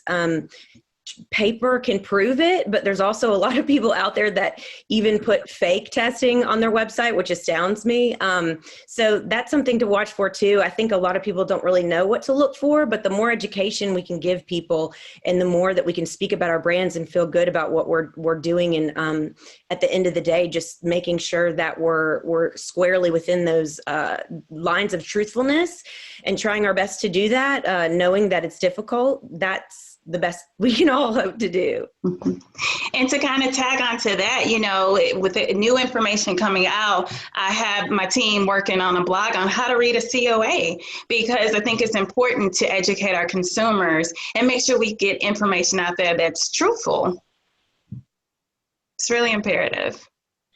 I think so too. I love that you guys are on the same page. I just really think we have to be stewards of education alongside our branding, because it's, you know, in its infancy, the industry, and that will be just a game changer to help the industry as a whole, but also its consumers know exactly what they are consuming. So I completely agree.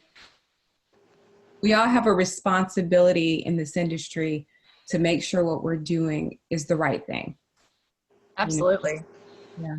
We started our company, and the reason we went into manufacturing also was because I needed to make sure that the consistency and the quality and the traceability was all there. And, you know, because I was just a brand and a manufacturer, I knew I couldn't do everything. So it was important to form alliances with farmers and with extractors so that you could go and visit their facilities. You could get all these things and assure your customer that not only are they getting a quality product, but they're going to get the exact same one that they got back in 2016. The quality is exactly the same then as it is now. So, you know, even though we've grown, we put systems into place to make sure that every time we built a product, it would be the same. And when we, you know, make new formulas, we make sure that we test that product with customers before it actually gets launched. So when we are selling a product, we have testimonials to back up the quality and consistency of it. And then we don't even have to make claims on ourselves. Our customers are doing it for us. Yeah. It's a lot of the information right now is anecdotal, and there's not a lot of there. And there is research. There's research that's been done by other countries, but in the US, there's not been a lot of funding unless it's at the university level around this plant.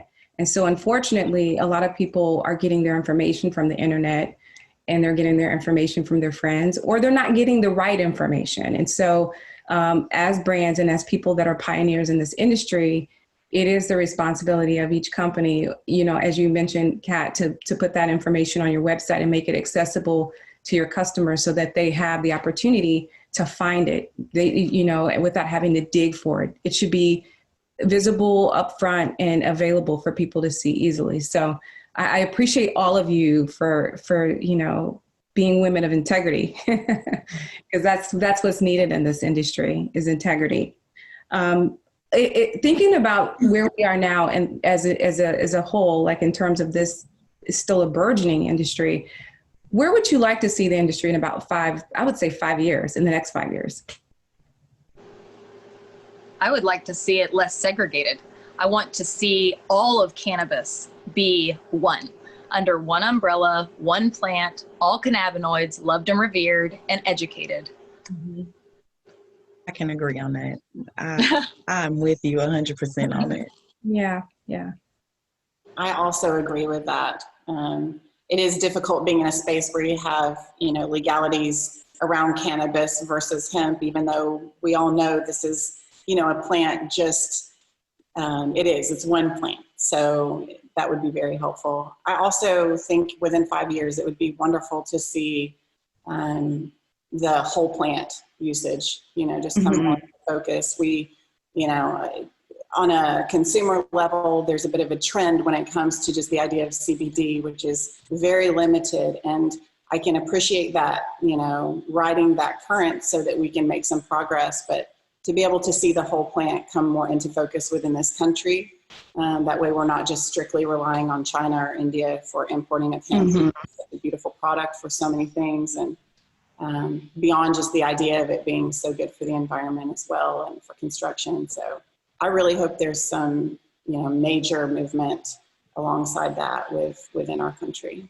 in the next 5 years. I'm sorry, Fairlight, were you done? I like for the negative stigma to go away. I ran into a childhood pastor. He was just asking, catching up. He hadn't seen me in years. And yeah, I mentioned growing hemp and the subject changed. So I just want that negative stigma to go away and want more people, just education is important. I want people to understand that this is natural and it has so many medicinal properties, and it's an awesome plant.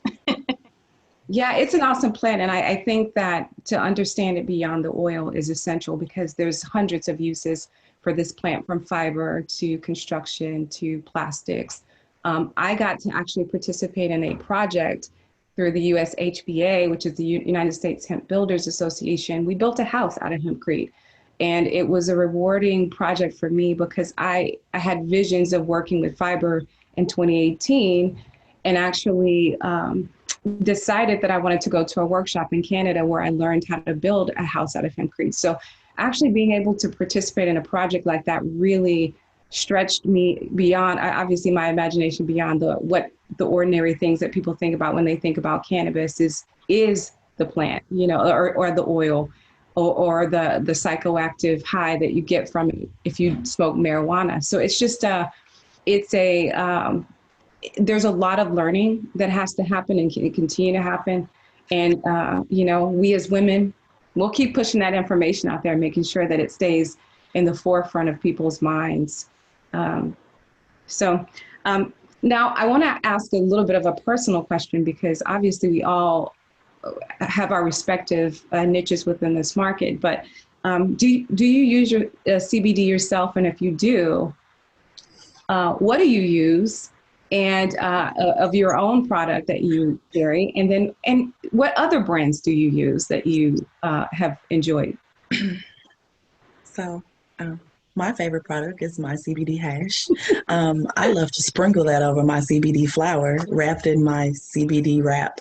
I think that is very good to play with concentrates and dabble into experiences on that. So I can always attend to the concentrate side of it, the rosins, the different ficos or the crudes, just balancing those out to have it in a consumption mechanism that people can consume in a way where if they don't want to have a high, we can play with the experiences. So I really get to have my most fun with my extracts and my extractions and really combining and layering those for a great smokable experience. Well, I've been using CBD myself since 2015, and my choices have changed over the years because I started out with my Heal product, which is a 1,500 milligrams, highly potent.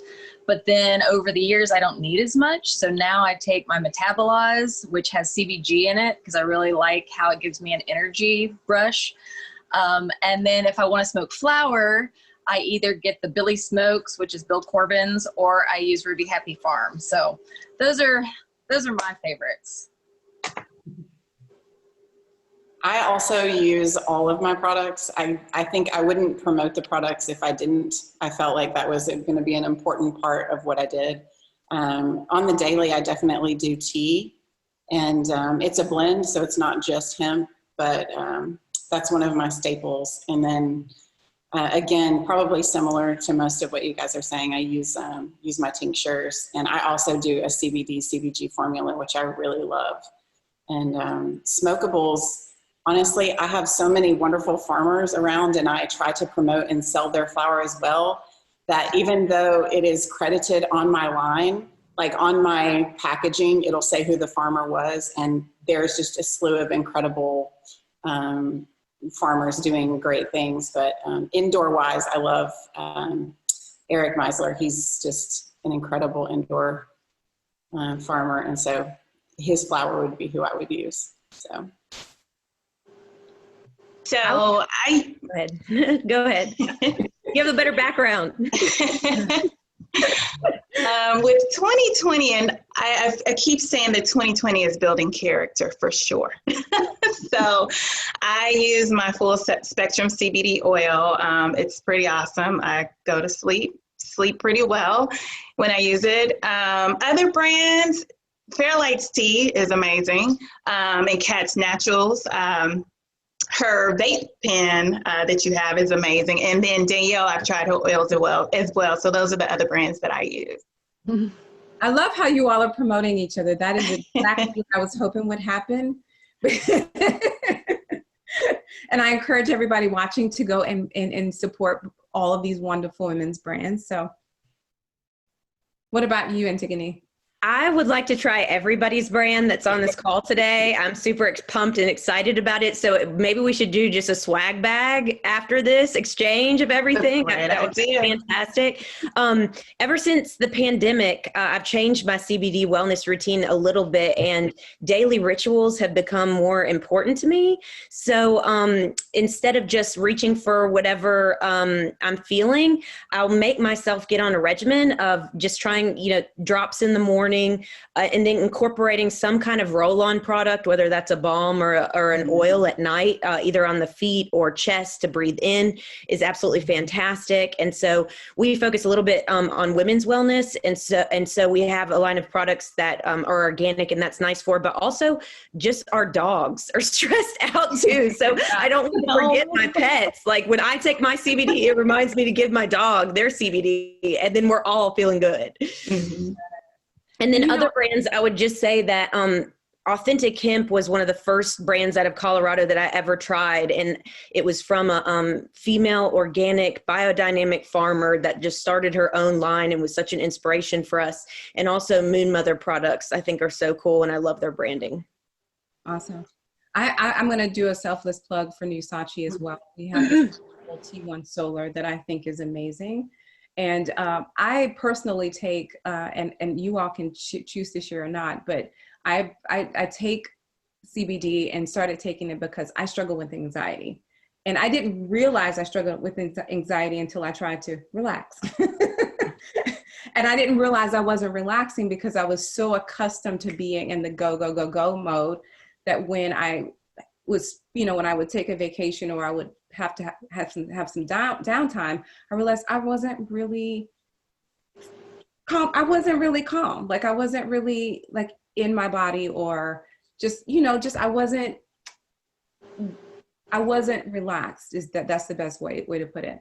And so I've been taking a range of different products. I've tried your tea, Fairlight, love it. Kat, I've used your products before as well. And everybody has there's something in each line that I really enjoy and appreciate. So I'm glad, like I said, everybody watching this should support the women's brands that are on this panel. I want to ask another question about like capital. When you all got started, how did you get the capital that you needed to get your business off the ground for people that are looking to move into this space? Well, I think I was lucky to have started really early before I needed a lot of capital. My husband and I kind of just took what little tiny amount we had in our savings account, which was like $3,000. And we started really small, and we just dumped money back into the brand over and over and over. And still to this day, we have taken no outside funds. That is impressive, Kat. And it's unusual in an industry like this because it's capital intensive when you first get started, because there's so much involved, from marketing to packaging to purchasing to all, your extracts or your flour. There's a lot that's involved in that. So I'm impressed that you were able to do that with $3,000. Well, luckily I was at a time where there wasn't any competition and I was able to grow with the industry. So as new regulations came, I was at a point where I had enough money to get the packaging for that. And, it grew together. Now there's no way I could do that because there's too much competition. It's too intense. And, I didn't have to do everything. If I was going into it needing to buy large equipment at that time, I couldn't have done that either. I started hand filling and then was able to move up and get machinery as my clients grew. So it was self-funded. I can agree with the self-funding. When I started, I really was into it. I didn't have much support, so I sold my house. And I took the proceeds from my house to come and move from Houston, Texas to Tennessee, where it was legal to grow hemp. And I think it was the best decision of my life. I really wanted to come in and be that vertically integrated entity. So I think it was I can even say back at a time, because I feel like 2018 shouldn't be back in a time, but in this industry, it is back in the day. But it was just, I'm gonna say with Cat, it was just easy to be self-funded and kind of stay within a budget that you had. I knew I wanted equipment. I knew I wanted certain things because I came in more as a processor and I really love extraction. So I took kind of what I loved and invested in it first and then did the growing and all of those. So I always say, like, when you come in, if you don't have the funding, think of a way that your skill set can afford you to pay for other things. So being an extractionist is a cross kind of skill set. So I could go to Denver and extract, or I could go to Arkansas and extract and kind of take myself out of constantly needing funding. And I'm also going to say, luckily this year in 2020, we received Tennessee CARES Act funding. So that allowed us to garner grant money and bill for supply chain expansion. So it allowed us to put another aspect of processing into our company in a way that we didn't lose any equity or need to garner extra money. So now in 2020, it's a blessing that you have an opportunity to get grant funding or government funding and a lot of backing in the agricultural space where you didn't have it even 2 years ago. So just being able to do that and now pivot from always having to self-fund to being able to apply for grants and really have that opportunity that someone else besides like large investors want to come in and help you as a small entity kind of have a legging in this industry. I would also add to that there's a big shout out for community banks. When we started our business, there were 3 of us women, and we took what little savings we had and put together a business plan and marched it into a handful of banks, many of which would not meet with us just because of the subject matter, of course. Even though we had all of our legal paperwork and everything, backed up with documentation, it was more that they didn't want to take the risk or the chance with investing in someone like we were starting out. So we finally found a community bank, and we were able to meet with the president and chairman of that bank and look them in the eye and tell them why we were starting this business. And our first little line of credit, I think it was 10,000 or maybe 10 or 15,000 that got approved. And when our money ran out, that kicked in, and that allowed us to scale up and get our production line going. So anybody that lives in a place that has access to community bank, I would say that would be a great place to start. Fortunately, my farm is in a rural community. Literally everyone there is my cousin. So initially self-funding, but farming equipment is very expensive. So bartering has been amazing. Hey, uncle, you want some oil? Can you come keep my roads clean? So I've been fortunate in that way, but primarily self-funding and just thankful for agriculture being so embedded, for generations. Cousins, distant cousins down the road. Yeah, we'll drive our tractor over and help you. So it's been very fortunate. How about you, Phil? Yeah, I was going to say, I have a similar story to most of you. I just self-funded to begin with. I set a cap on what I wanted to do for farming. And I thought I was taking on a small farm by just deciding to do 1 acre. And that's kind of funny because it's not really all that small if you're just starting. So I ended up exceeding my expenditures. But mostly what helped me to recoup that and have something that proved to be successful enough to continue was just doing small batch and doing a lot of things myself. I have a good wheelhouse to be able to do that. So I'm thankful that I have these past careers that kind of move forward into helping me with this one. But I do think that starting small and just sort of building and growing has allowed me to slowly get bigger and bigger and hopefully more growth continues. But yeah, just the small batch aspect has been critical for me to be able to really begin anything. So with that, what you just said about, the small batch, if you were given the capital, so if I told you that I could wave a magic wand and give you the capital to be able to grow your business, how would you grow it? Ooh, frankly, I really like the small batch method. And I think for the way that this particular plant grows, in order to build a legacy product is difficult. Kat was mentioning this before. She has a lot of farms that she works with continuously, et cetera. I think that that's challenging. So I don't think that I would change from being small batch. I like that model. But I would probably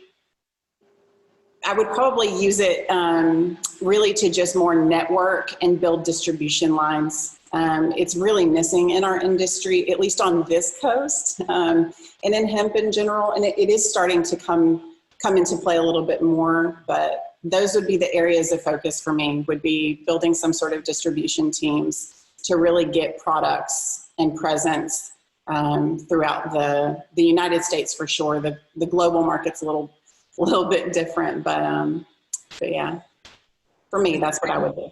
Does anybody else want to answer that question? Oh, Danielle said me. Me. I think one of the biggest things that I would invest in is in-house testing. I find when I formulate and I extract, I get very intrigued.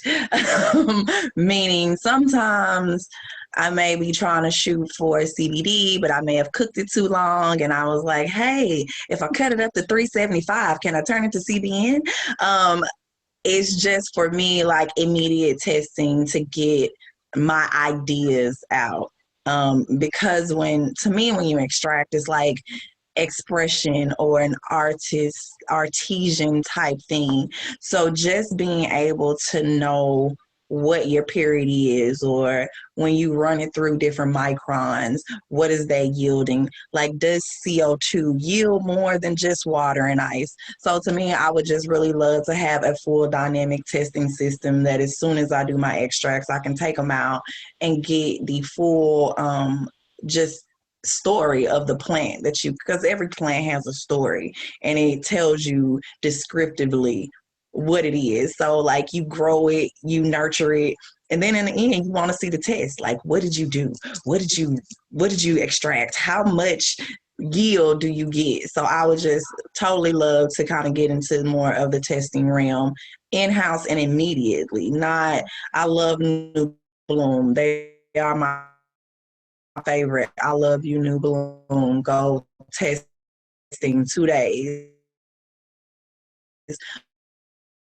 But a lot of times when I'm formulating, I have customers who come for custom formulations, and it's like they may not need 3,000, they may need 15,000, but I need to know exactly in that time frame, can I do it instantly for a customer versus having to send it off to New Bloom, bring it back, and then tell them I can balance out their formula. So I would love to invest in in-house testing.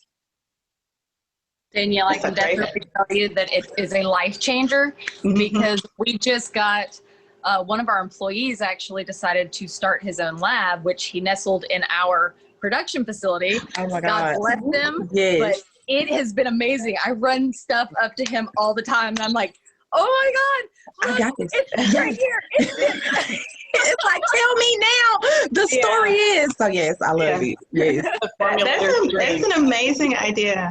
I'm sorry, Kat. Oh, I thought you were saying something, Kat. I was saying that's an amazing idea, Danielle, because I grow my babies 3 to 4 months, dry cure. I mean, I test throughout the entire process, but the final product, you have to wait. So an in-house testing facility is a great idea. I'm claiming that for your company. We're putting it in the universe. I was going to say, I've waved the magic wand and it will happen for all of you.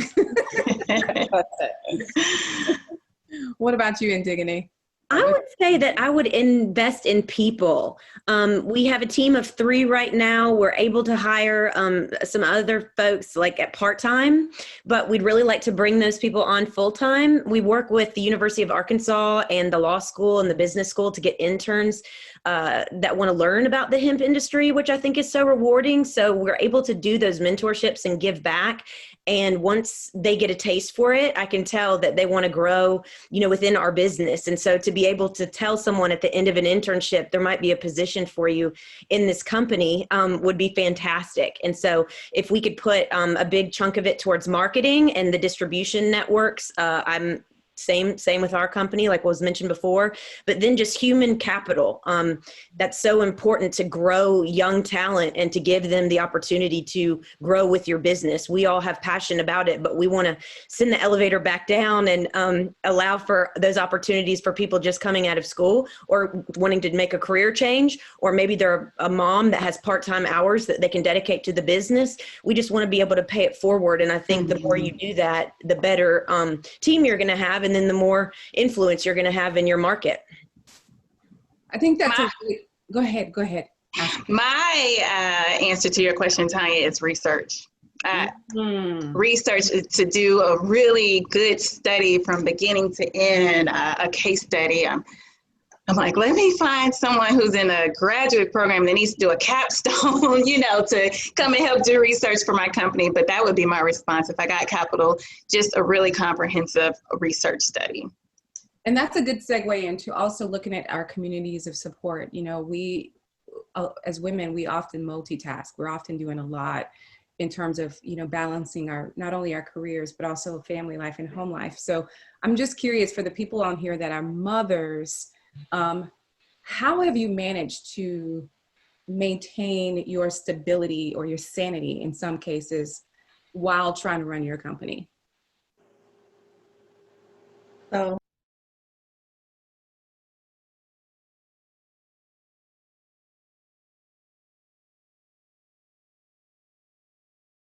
the first one.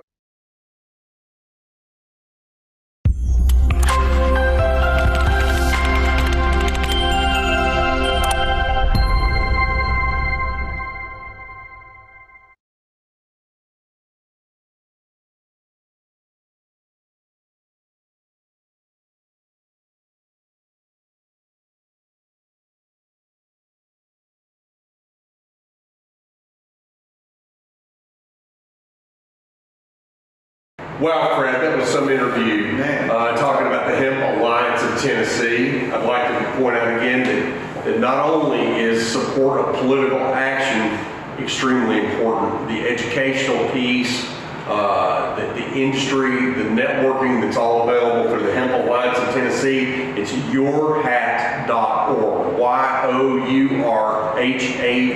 yourhat.org.